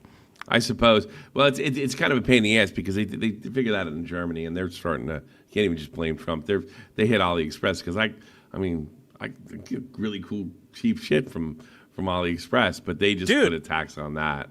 So you have to buy. Oh, really? So now you're getting railed by them too? Because the German producers are, they can't produce everything cheap because over here, because let me tell you something. This is an employee country, not an employer country. So everything's expensive, and then AliExpress find a way, and Amazon to some extent finding a way around it. But Amazon was able to avoid the tax, even though they do the same shit. They're just not as obnoxious about it. But AliExpress and Temu, they got hit with it, and then you got to wait for days. Now, when I buy stuff, it's duty-free Saturday. Right, and then you don't have to pay the tax. Oh, really? They have sales holidays to get around. I actually bought this. I wonder if you'd be completely. I got like one of my metal posters. You recognize that? The Back to the Future Sports Almanac. I'm not. Yeah, I know my Back to the Future, baby. There you go. So I got that duty free, and I got this duty free too. See that? I guess the thing now is like you just have to accept you're being ripped off. So like I'm gonna have to buy this keyboard, and I'm gonna have to go. Man, this is like a piece of shit that is an iteration on an iteration on an iteration, and all the reviews are fake, and I know the second it shows up, it's probably not going to work that well. And I just got to go along with it for some reason because there is no alternative. This is just the future of comics. I think now. you solved your way. Like, it's all the same shit. Buy the cheapest one for some reason. They're selling it cheaper. There you go. Yeah, Problem I know. solved. Yeah, that's it. That's it. But like back in the day, it wasn't like that. Back in the day, you were like, okay, here's the problem is when you grew, there was a time in this country when you were rewarded for being a fucking smart shopper and researching and being like, oh, I don't want that I don't want that TV. That TV doesn't have fucking, all the channels or whatever the fuck. Okay? Bad example. I want to, that vacuum sucks. I bought the good vacuum because I researched. I used to always be like that because, you remember buying like PCs and they have all those websites now that compares which PC is going to be faster and you got to pick out the right parts. That shit always drove me nuts because I'm like, I'm going to buy the wrong hard drive and my computer's going to suck and it's never going to work. And now I try to apply that mentality to everything and you can't. You know what drives me nuts is when I was like a kid, people talking about 8-tracks being great. Why don't they make them anymore? And that's what you sound like right now. Betacam was better than VHS. It wasn't really? HD DVD. Beta was actually a better quality than VHS, but quality, VHS but you couldn't rewind. won. You couldn't rewind it though, right? Can you not? No, you couldn't. Well, you couldn't rewind a beta not tape. The same what do way you mean? You couldn't. I think you had to play all the way through, right, or something like that. That would be crazy. How would that it's the same technology way. work? I don't know. I never fucking had You can't rewind a beta. I don't know. I never had a beta tape. There was something about that. I forget that was different than VHS because VHS it did have a shittier picture, but I mean the machines were cheaper. And I forgot what it was. And VHS was adopted by the pornography industry. So, and that's been the big thing holding back a lot of technology, is everyone's going, why'd the metaverse fail? Why did the metaverse not take off? I'm like, because the first thing Mark Zuckerberg should have said is, and the second you put on your meta headset, you're going to be fucking and sucking your way across the galaxy. And everybody would have fucking bought one. Instead, he's like, you get to hang out with fucking avatars and talk about what happened during your day. Yeah. Or like fucking Apple put out their VR thing. They had the Vision Pro. It's like, oh, what can I do that? It's like, you could watch the football game on a big screen. I'm like, there's going to be a giant titty ogress who just like appears in your bed and climbs on your cock. You would sell 1 million Apple Vision Pros, but they never do it. Well, now that we can all make our own shit, maybe I should be making VR headsets. My problem is everything on Amazon is the same. Thank you, America. All right. Bring us home, Tommy. What do you got? Well, here's the thing, and I'm speaking for the German men right now. The price of prostitutes is too damn high here in Germany, and I don't really understand it because, like, I get why like computers are going up because the AI thing and it's creating but pussy's the same, yet pussy seems to be rising the same. Now, I don't understand know why the chips this. are going up, but pussy stays the same. I don't get it. And it's just kind of weird to me. Now, I don't know anything about this shit. What I'm doing is I'm funneling this, because I'm a happily married man, through the German guys to know. And they're saying a Romanian hooker is not a Romanian hooker back in 2005. What is the legality of prostitution in Germany? Is it legal? 100%. Is it just like 100% legal? Like you can just fuck for money? Like there's no restriction? I think there is. Yeah, you got to get tested. You can't like punch her in the face, I assume, but like, or maybe you can punch her in the face. It is Germany, after all. I don't know. You give her a fucking DDT or something. I don't know. How do you get a prostitute in Germany? What do you got to do? Is there like call services? They have. I don't know. I'll just hold on a second. I'll go by what somebody told me. Yeah. How are your guys hooking up? You can do it through. You can order a chick online nowadays. They got a website for this prostitution in Germany. Yes, they got a full service sex work is widespread and regulated by the German government, which levies taxes on it. America, come on, if we need money for the budget. Well, maybe the taxes went up. I don't know. There's no duty-free Sunday, I guess, in the prostitution world. all the boys are lining up around the block. And they go, duty-free Sunday for me. I'm trying to see if there's any recent taxes. Let's see. There's been a series of reform. In 2008, financial crisis led to some changes at brothels with reduced prices and free promotions. 2008 was the time to get... Okay, here's the problem. Your buddies were all getting in on the fucking, Big Short depression crisis. And they were running 2-for-1 Fridays or whatever, okay? Now that's over. Now the economy's booming. They're not giving discounts. Yeah. Maybe you think it's just demand? I think it is. I think it's demand. Let's see. For the World Cup in 2006, officials speculated up to 40,000 illegal sex workers were running around during the World Cup. And that what brings happened it down. during... That's weird because that would bring the prices down. That would go but down. I'm saying that was back in 2006, though. Yeah, you guys got to get another World Cup. Bring all the prostitutes in. Yeah, the World Cup kills the prostitutes, from what I was told. Well, also a big thing that killed a lot of the prostitute business was the COVID-19 pandemic, which caused a marked reduction in the number of visitors to brothels. But I would think now that COVID's gone, they would be desperate to reclaim some of that business. Now but maybe a lot. That's what created the online thing. That's what created the online thing. Yeah, it was it. Otherwise, it went to brothels, but now it's the online thing. You know. Well, I wonder if are less young people getting into prostitution. Like maybe it's just there's less supply in the marketplace. I wonder about that because I don't know. It's kind of this unspoken thing. Like I lived around the corner from a whorehouse before I moved to this place, and nobody talks about it. You know, this is fucking... Really? It's not a topic. It's weird... It's like the Germans in their World War II. They don't like talking about it. But nobody's like, there's this giant whorehouse down the street, right? Yeah. Everybody just kind of pretends it's not happening. You know? It's kind of a weird thing and how open it is, but it's also closed at the same time. Are you drinking with your buddies and your buddies are going, I just can't get my dick sucked for $1 anymore? Nobody talks about it. The only people I knew that talked about it. How are you hearing about it? How are you hearing about it then? Whispers and shenanigans? I was a soldier, and that's the only people I knew that ever talked about it. Yeah. They would do it it would be like a kind of a rite of passage. So when you got here as a soldier, can you believe this shit? And everybody would go try it and like laugh about it, you know? Well, here's the thing is that I remember thinking, you know, the price of a strip club is like absurd. We went to how much is that?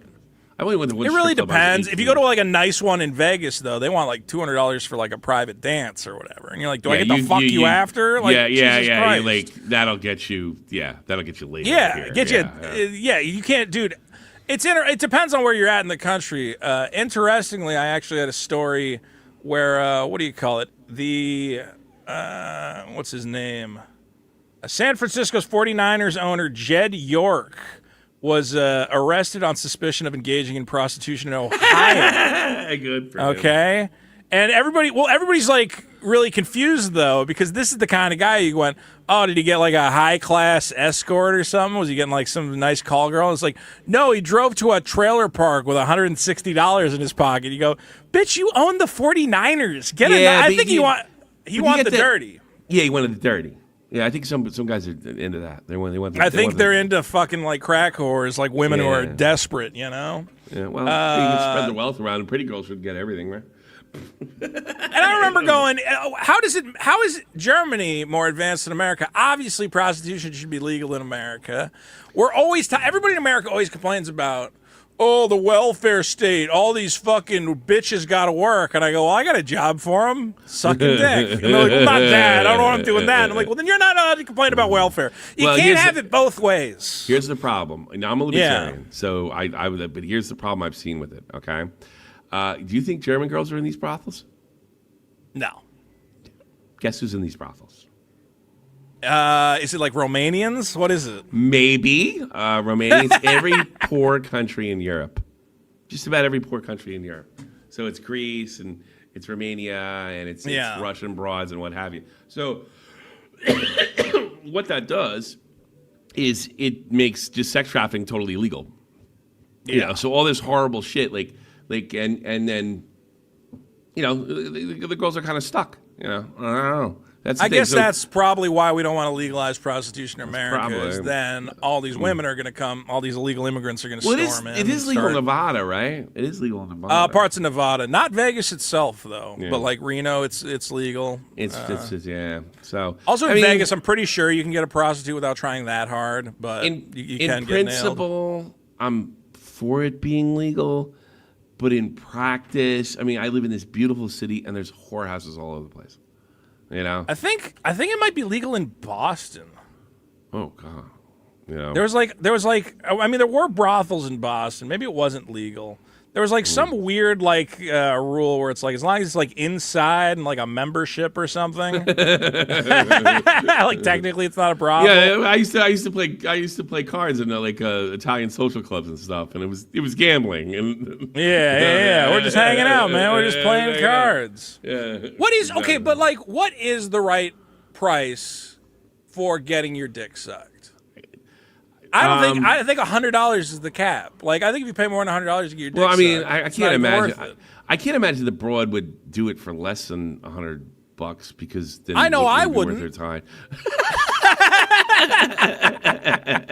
I'd be like, that's gross. You're gross. Like $100 at the least. Yeah.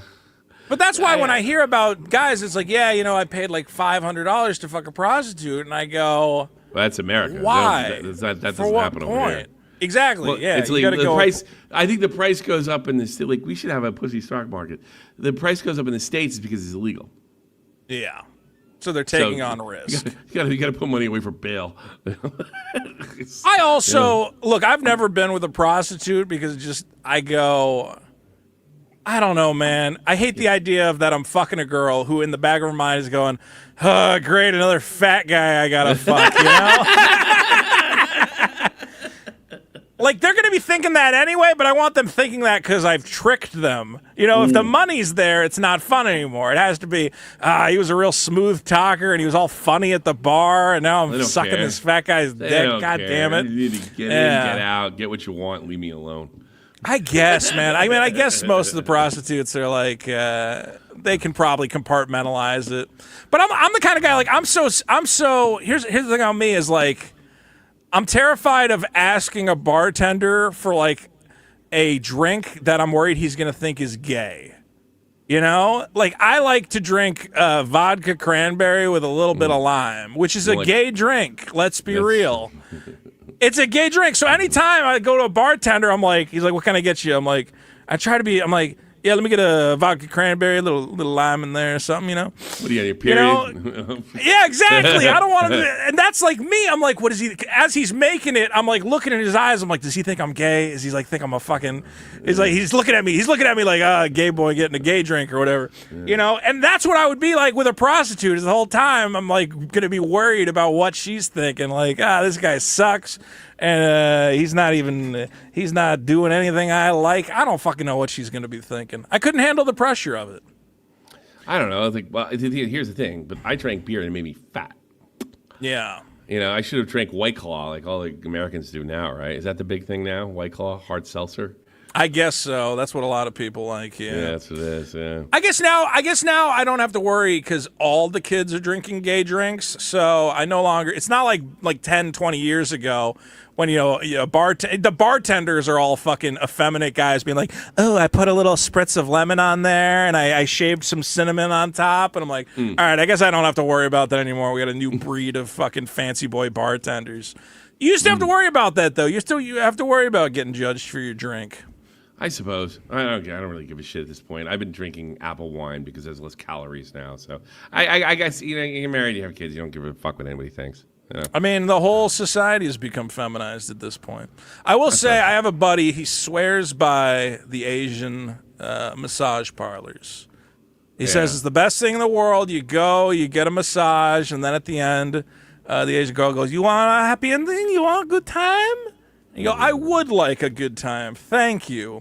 And I think I want to do that because with an Asian girl, there's no expectations. You know, I can have a tiny little dick, and it's perfectly normal for an Asian broad. What do you mean? She'll be like, that's a very normal penis. Very normal. But if she's doing that, she sees a lot of guys' dicks, so probably not. Yeah. Well, but I'm saying, like, compared to, like, the Asian guys she's dating, she goes, I have a normal penis. Very good normal penis. You know, I was listening to a podcast recently, and it was, one of these message boards where guys are talking about how small their penises are and how it's never going to work out for them. And then it's got, like, the fun facts where it's like, well, in Korea, like, the average dick is, like, 2 to 4 inches. And you're like, oh, I got that beat. I'm good to go. You know? And the South Koreans are a very industrious, happy people. What am I complaining about? So I might hit up these Asian broads because then I don't got to worry about, you know. She goes, very normal, good South Korean penis right here. Very good. Very Asian good. Asian girls, when I was single, Asian girls were probably the best in bed by far. Well, They're maybe I'll pleasers. have to. That's why, They're dude. pleasers. And you make smart kids, dude. When I see Mark Zuckerberg with his fucking little Asian kids, and I go, oh, those kids are probably fucking fantastic at math. He's going to live a good life. The price of prostitutes, guys. Don't forget to get going up. Vote on that one. I have this song here. There it is. All right. Fuck. AI did this to us. Guys, vote on all the problems at biggestproblem.show. Our problems tonight were the price of prostitutes. Everything on Amazon is the same. Leaving breakup letters and trying to look masculine with a cat. You can't do it. We're going to get into your super chats in a second. I will say this. I got a mini problem for you. Here's my mini problem. Wrong thing. Here's my mini problem. We got Signing up for a business email by accident. Everybody told me, hey, get a free Google Voice number so we can leave voicemails. And I said, awesome, I'll do that. And then I go, and they go, yeah, it's free to get a Google Voice number. I go, cool, how do I get one? And they go, that'll be $10 a month, business email account. And I go, God damn it, what do you mean? And they're like, yeah, you signed up with the wrong email. When you set up the Biggest Problem show, you said it's for a business, so I cannot get a free Google Voice. I will buy one and set it up. I just stopped setting it up because I knew I had to pay for it. But guys, in the meantime, if you want to send any voicemails, anything for the show, hit us up at biggestproblemshow@gmail.com, and we'll have those. I'm glad you have to listen to that. I had one of the people just call me up telling me how much I suck. There's still time. Maybe somebody can get a voicemail in. Sure, I'm going to see. sure. Did anybody send anything during the show? Call in and tell him I suck too. Make Vito feel a little better. I don't know. Well, I want to thank Tommy C for being here. Tommy C, where do we find you, buddy? I'll be at Tommy C's SFTP. Just type it in the damn product. I'll be there. And as I leave the internet world and do this part time. But thanks so much for having me on. I do appreciate you. Absolutely. Hey, you're good. You're good. Somebody was. Who are you fighting with right now? Nobody. Who's your big nobody? I saw you talking shit about Billy though. Oh, Billy? Oh, Billy's a piece of shit. I have like a long story problem there. What's wrong with Billy the Fridge? Billy the Fridge? What's the feud? You want to talk about that? Yeah. Tell me. I gotta know. I'm engaging. I'm podcasting with this guy. I gotta know all the problems with this guy. Oh, you've been fine as long as you're making money with him. I mean, that's fine. But I'll give you an idea. He must have been. He got hooked up with like Leafy, and he was doing real well on that whole fucking thing. This is talking like 10 years ago, and I had left Baited and it started another podcast with Colossal is Crazy, and Billy like kind of faked being my friend, you know. And, really? Yeah, he did. So, and not only shit, that, is he doing that to me? Am I yeah, gonna get no. Well, and I'll show you this stuff. Obviously I would have. Okay. But he also did it to my friend Dave, a guy. I was, a fellow veteran, right? Who was also trying to get the podcast. So it was me, Colossal, and Dave, right? So they had wrestling in common. They're being a funny guy, and of course, me and Keemstar were a big war at the time, right? So what happened was, he was like, I remember Dave called me and said, what do you think this guy Billy wants to come on? I was like, he seems like a good guy to me, and he loves wrestling, so you guys, that'll probably be good for you both, right? And Billy went on that show and then did a Baited podcast that night bashing Dave and me out of nowhere. Right? Saying what? That you guys suck at podcasting? Oh, that we sucked. The whole thing, they sucked. Wow. You're right, Keemstar. That guy's obsessed with you. The whole nine, right? Oh no. So I am extremely petty. Yeah. I you know that.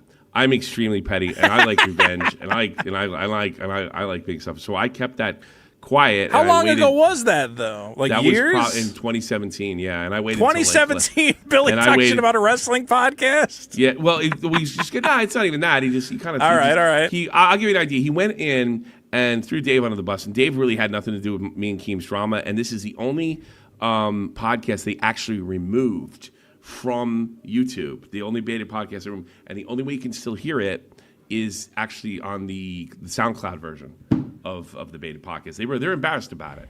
Right? Because they're embarrassed that Billy was talking so much shit. No, they want that. It was a setup, and I think he was trying to fucking get money out of Keem and say, "Look at me, I'm a great guy. Support me." Maybe he was just he's doing it for doing what Billy does. Billy's got to give him. What is he going to do? Get a real job or something like that? He's going to work. He can't move. He's like 700 pounds, right? So I waited till he was. He is weak. very large. Yeah, he has problems. And I waited till he was like weak. He actually attacked one of my co-hosts who was very well liked, and then I went after him. I exposed him for all this shit and goofed on him, made a fat kid. He started crying about it, literally became a huge crybaby, and left the LCU. Well, I saw, so there was a big thing. And didn't come back until I got fired temporarily. so Billy had previously left LolCow because there was a thing where he had like a woman tried to pour something on him at Fat Camp, and he knocked her over or something. Oh my! Well, he put his hands apparently that was a her big neck. drama. He put her hands around her neck, and it was so weird.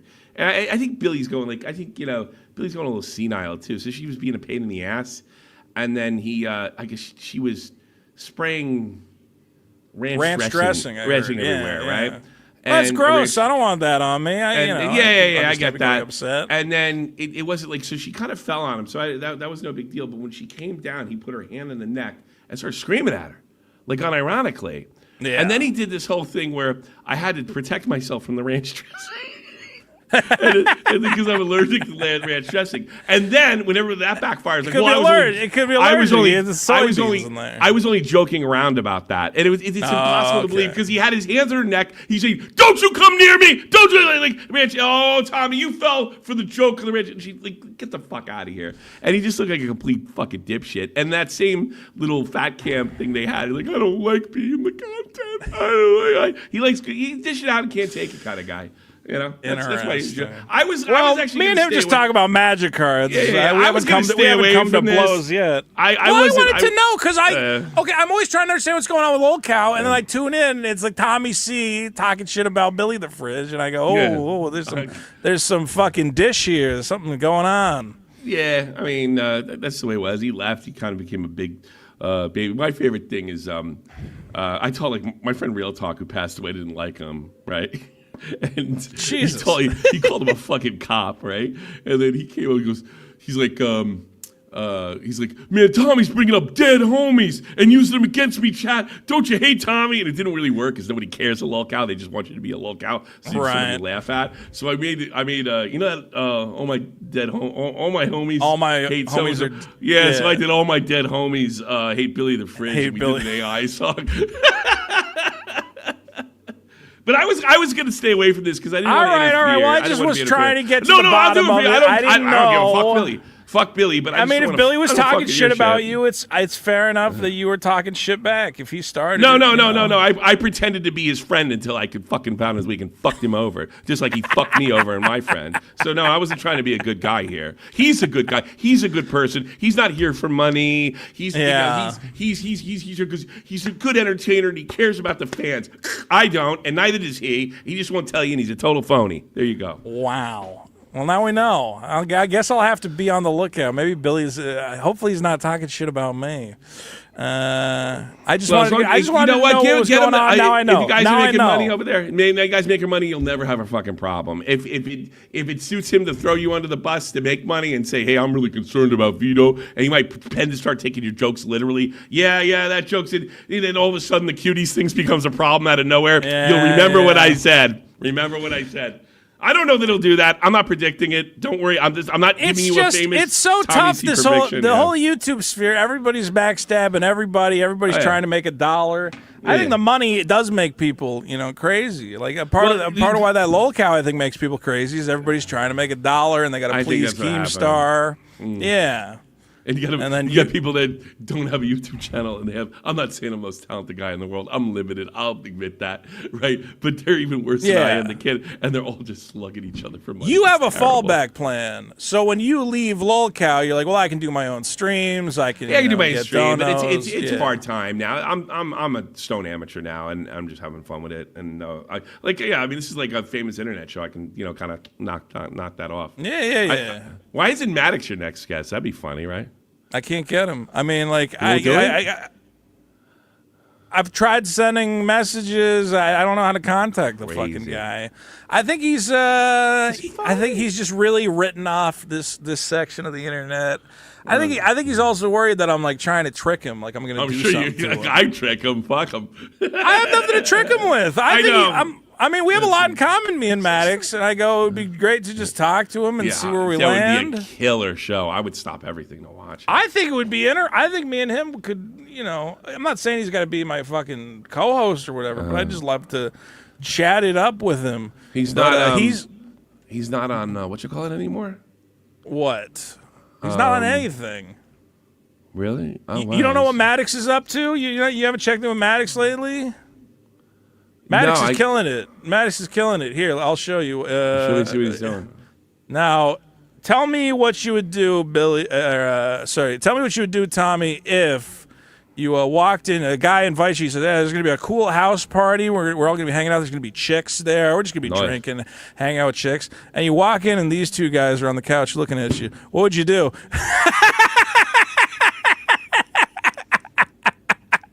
Would you go, hey, where are all the girls you said were gonna be here? This is the first frame of their fucking. They have a new him and this guy Chad have this Magic Card podcast, and I don't know why they can't find a setup where it doesn't look like your two fucking gay cousins about to start sucking each other off. Well, you're like, guys, I thought we were gonna play GoldenEye. What the fuck? Oh my God. Here, let's watch 2 seconds of this. What? We're getting our 249th secret layer this year. He-Man. They announced there's going to be a big... What is that fucking cut? You know what the problem is? And you can include me in this. I'm going to be fucking totally... Some of us Gen Xers are getting too old for this shit. And I'm one of them. Yeah. I think that's the problem. Even me, man, I go, look, maybe I got a couple more years of this before you go, what am I going to do, watch Grandpa Vito complain about another fucking Marvel movie or whatever? But, dude... I'll be 50 next month, you know that? I think Maddox is already 50, and he literally looks like you're fucking... he looks like the guy at the fucking Greek restaurant who goes, you want Slovaki? You want extra cucumber sauce? Like, the idea that I want this hip young man to tell me about the latest Magic cards. My goddamn wife. Also, he just stares at a giant laptop the whole fucking show. Maddox, guys, put the fucking laptops away and do a show. Who's the artist on that? Let's take a look at that. Who's the artist on this one is Justina Dura. Yeah, it's incredible. Very cool. Very cool. Yeah, you're looking up the fucking the artists of the entire show now is Maddox looking at his laptop. He doesn't even look at it. Why even have a camera? Just do it by fucking do it by Zoom at this point. Why do you even have a set if the set is just you and your buddy looking down at your laptops? See, somebody just wrote in the chat that Maddox is Bill Burr. Is Bill Burr like a bad guy now in the comedian world? Really? Yeah, Bill Burr has lost a lot of clout lately. He's considered. I don't know. There's like a lot of different stuff. He give it to his black wife. Well, the black wife. A lot of people are saying ever since he got a black wife, he's become like whoa. He's been with that woman for like 15 years though. He's been with that woman forever. Yeah. Okay, tell me what you think of this look on Maddox. Let me see if I can get to this. So, is this? If you're a 50-year-old man, can you get away with this? No, I could barely get away with fucking Deadpool. How could he get away with that? Fuck. You know? I mean, look at it. Come on. You know, I think, exactly. I think some of us going to have to start embracing our age. You know. I got no problem with that, man. I want to wear fucking suspenders and just a fucking, I want to look like an old fucking farmer. I'm getting there. Yeah, but another thing too is like there's a lot. You see these guys outside, like I have different clothes for different situations. You know? Yeah. I could dress like I'm fucking in an arcade when I'm in my own arcade, but not out there. You know. Well, the cool thing is going to be that with AI, you're just going to have you'll be eternally young. You'll have an AI avatar that'll make all the videos for you. And then you can just hide behind that. Look, he just looks like a dead I'm gonna get old. I'm getting old like Clint Eastwood. I'm driving this motherfucker right in the ground, man. No. I think the time, Maddox, to start a Magic the Gathering podcast, and I have a Magic the Gathering. I'm going to say I'm right at the cusp. I'm the last guy to have a Magic the Gathering podcast. I'm still good. Me and Billy talk about Magic cards. Maddox, for some reason, though, he just looks dead, and also he doesn't know anything about magic, which makes the show I impossible. think he to listen wrote me to. a couple years ago how disappointed he was in me. I was like, who the fuck cares What the you fuck? think? For what? For what I fucking think- reason? I think I made some fucking crack about like him being a. Remember he made like. Oh, well, you 4 were or making a 5 crack years about ago? his documentary when he put out his fucking documentary, Yeah, and we all was said, hysterical. It was like, look at me and poor me, and can you believe the judge didn't rule in my favor? It was hysterical. bro, he spent so much time on that fucking documentary that you went, what in your head was going to come out of that? Like, I think that's what I was saying. reappear. I think I said. yeah. I think I'd say it. He's like, well, you didn't watch it, or you didn't watch the whole thing, or you didn't do this. Like, fucking, you bitch the first 20 minutes. I can't get a fucking idea what you're talking about. You know, I mean, it's just so ridiculous. And also, dude, you can't even watch it now. Maddox, what was it? I don't even think his channel has it, Stalker or whatever. Like, he had to take half of it down, full documentary. I think part of it he had to take. Yeah, see, he had to re-upload it because he like doxed somebody in it, and I think somebody That's threatened to funny. sue him. I think they're like, dude, take my name out of it, or I'm gonna fucking sue you. So now Probably this in one the only has court papers. 1,000. Oh, this isn't even his upload. This is the World Wide Web Wizard. Has the full one, and then Maddox. I think some of the chapters are missing, or like re-uploaded because again.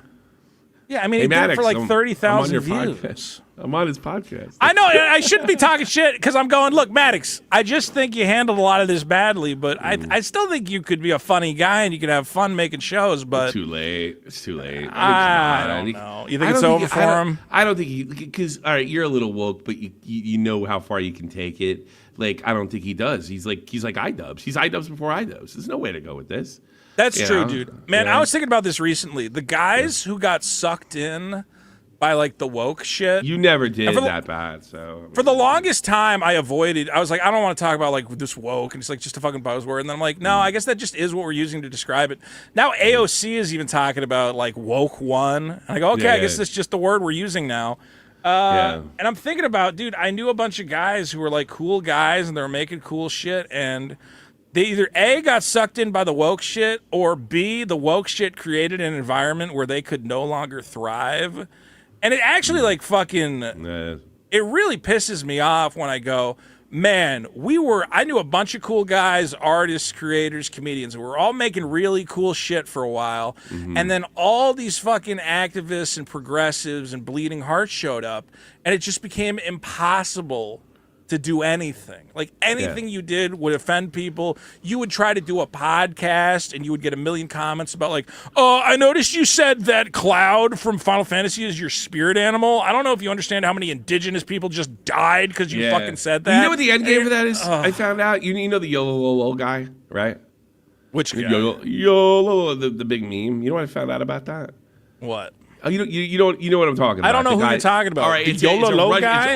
It's an old Russian meme. With this YOLO, guy lo, goes lo, up, lo, he goes, lo, lo, lo, lo, lo. Is that what you're that talking guy. about? Okay. Trollolo. Trollolo. Trollolo, excuse me. Trollolo. Here, I'll So- put it up so so- people know what we're talking about. So you would admit, like, I don't know if you like it, but the guy has an amazing voice, right? yeah. So that came. Yeah, this guy right here. He died like 5 years ago. There you go. That's as much as I can play without getting copyright Yeah, struck. probably right. So I mean, like, yeah. So what he did was, because the Soviet Union was so strict, right? And this at least was from the government, right? So like, it was a cowboy song, but they couldn't put a cowboy in because that's too close to America. So they think about reversing the lyrics, and then they just like, you know what, fuck it, we're just gonna go out and go trollololo, because he couldn't do Yeah. anything, because it's like it said. So that's where all this self-censorship gets you. Like, eventually, the government gets it, and they censor you, and that's really what it built up to. It's just that you can't do You anything. can't do anything. Anything. And me and you are on opposite sides of the political spectrum, like 100%. Yeah. And we both agree, like you should be allowed to be creative. You know, it's some. Well, there's not, it's but some- the problem became there wasn't even like you couldn't even rebel against it. It wasn't even like I don't care. I'm going to just like forge my own path and like Sure. just be funny or do whatever because Not happening. you'd either get banned from YouTube, which is just like poison. Like once you Yeah. don't have access to that audience, you're gone. And also just like people would just obsessively ruin you for like that's a bad guy. It's like, do you know that Colin Moriarty guy? All he does is talk about like fucking PlayStation games and shit. He was a former video game journalist. Oh, I don't Whatever. know. His That- name's I'm Colin not familiar with Moriarty. that. He's got a big podcast about PlayStation games. His cancellation came there was like they had like it was fucking World Women's Month or something. You know, it was like World's Women's Month. Celebrating all the women of the world. And his thing was, celebrate them going to the kitchen and making me a fucking sandwich. And like, dude, all his friends said, "Listen, we've removed him from our podcast. We don't appreciate that kind of toxic, whatever the fuck shit." And you just go, that's the thing, is like, it's not like you could just be funny and get around it. Like, people in your sphere would be so terrified that even if they supported you quietly, they're like, I don't know, I just don't want all the fucking gay kids yelling at me for the next fucking 2 years. So, see ya. And then there's a flip side. I'll do the flip side of that. And then it brought all these, like, sort of phony conservative right-wing guys to piss and moan about it all the time, and they're their own kind of... man. Oh, God, it's so fucking infuriating. Yeah. That was the most infuriating fucking shit, is that guys who were not funny and not artistic and not creative made entire fucking careers out of going, oh, you don't understand how the left is stopping us from making great media and great fucking shit. And then people gave them a shit ton of money. That's why Daily Wire drives me nuts. I think there's a place for that, but it did get to the point where it was I think that's what happened to Jeremy, right? Everybody's had enough of him because Woke's been kind of fucking done for a while, but he was acting like it was brandy dandy fucking new. I think there was a place and a time to fight back against that type of woke bullshit. Just what you were complaining about before. There was nowhere to go. The problem though was the battles they would fight. You'd go, dude, you are getting so bogged down in they gave one trans lady a can of beer, okay? Yeah. The Bud Light gave one trans lady a can of beer. Well, that one worked, though. Well, they canceled. But I'm going, okay, it worked in what way? You've successfully got people to stop buying Bud Light? No, it's not that. What does that put? No. It terrifies people into working with trans influencers? No, it terrifies people for going that route and shoving that politics down your throat. Now you can't.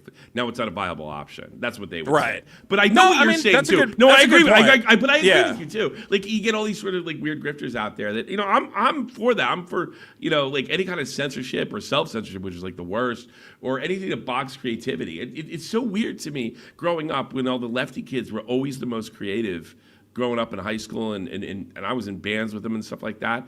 And they're the most repressed, ultra, like in a weird way, 80s ultra conservative now. It's like, it's mind-blowing. It's just, my dad always told me that. It's like, when the lefties get power, they're going to be just as up. They're going to put scarlet letters on everybody, and they're going to be just as uptight as the biggest Christian bitch you know. And that was right. That actually kind of came true, But it does swing both ways. It's so infuriating to me. And, like, there's guys, I don't want to talk about who it is, but, like, I knew a guy, and he was always like a fucking bleeding heart leftist or whatever, but he wanted to make video games, and we all supported him. We're like, yeah, man, get your video games done or whatever. And he just spent like the last fucking 3-4 years working on this fucking RPG game. Mm-hmm. And this is a guy who like completely wrote me off, like banned me from his podcast. He said, you're basically like a right-wing Nazi or whatever. And I'm like, all right, man, like, I don't know. I thought we were cool, but fuck it. I'm not going to meet your purity test ever. He's like a Berkeley liberal. And then his game came out, and it's a bunch of queer kids running around a fucking school full of demons, and one of the kids has they, them pronouns, and the other kid's like a black kid with pink hair, and I go, and it sold like no copies, and I go, well, yeah, man, like... Because you drank so much of the sauce, you drank so much of the shit that you're like completely disconnected from what a normal... person would want to play. You don't think the kids are not saying the F slur anymore? You don't think the kids are pretty much with it? They might be a little quiet about being assholes. They're the same assholes they were when we were kids too. And you're creating this whole dream world that doesn't even really exist that nobody can connect to. Most of the kids are in there doing anti-woke stuff just to be rebellious, like most kids. Dude, the next generation of kids is going to be fucking wild because I'm hearing from I'm seeing posts from teachers and they're going, the kids will not shut up about Epstein and making Epstein jokes and talking about pedophiles or whatever else. I'm like, yeah, because that's all they're growing up with on YouTube. It's like seeing all their favorite Minecraft creators getting canceled for trying to hook up or whatever. It's like, or they're like, all the kids are saying the N-word now. Like in the schools, it's just like, yeah, what's up, my N-word? How you doing, my N-word? Like the next generation, I think, is going to be so anti-woke where it's going to be like actually fucking insane. Yeah. So maybe it'll be good. Who knows? All right, well, let's read these. Go ahead. No, I was going to say, you want to do the super chats here? It's nuts where we're at.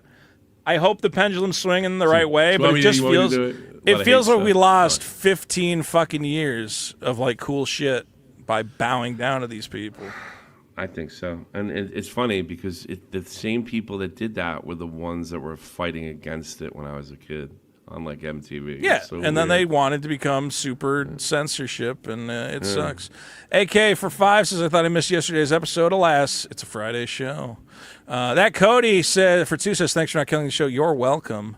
The Categories King says, Vito, if you can't get Maddox on the show, try to do an episode with Dark Side Phil. That'd be amazing. You ever talk to that guy? Oh, no, it isn't. No, man. He's an interesting guy. I don't know if he would be I don't know if he riffs, though. You know? No. D Money Pimp Slap for 10 says, this guy is boring. I was an Iraqi war vet. Wow, so interesting. I do think that's interesting. How is that not interesting? Looks like a fatter Bam Margera without tattoos. Vito looks thin next to this guy. This is awful. Margera's better. I don't know about that. AK for 5. Shout out to Vito's dead dad. R.I.P. Dad. I love you. Konami Kid for a big 2. Your dad really died? Is that a joke? Oh, no, yeah, he died like 5 years ago. Oh. I think his liver exploded. I never got all the details. Oh, you were. Oh, and they make fun of your dad? Does that bother you? Yeah, they make fun of my dead dad. It's a complicated Did scenario. you stop talking? You stopped talking to him and died? That's so weird. No, I didn't stop talking to him. That's the weird thing is like all these guys have like weird conspiracy theories. It's a whole complicated thing where they're like, gotcha. oh, Vito's dad hated him. And I'm like, no, he didn't. What are you talking about? They're like, your dad died because he hated you. I'm like, all right, guys, whatever. Sarah Gardner for 5. Don't listen to that guy, Vito. Cats are cool. We want to see them. By the way, neutered male cats can still spray. I saw my cat's penis one time, and I'm still not okay with it. I go, man, I was just rubbing his belly, and I looked down. I'm like, are you getting off on this, you little pervert? What the fuck are you doing? Gross. Teddy for 20 says, I pay for them just to give them a stern talking to. I think he's talking about prostitutes. Like I pay them to a hotel room, get all ready, and boom, read them the Bible.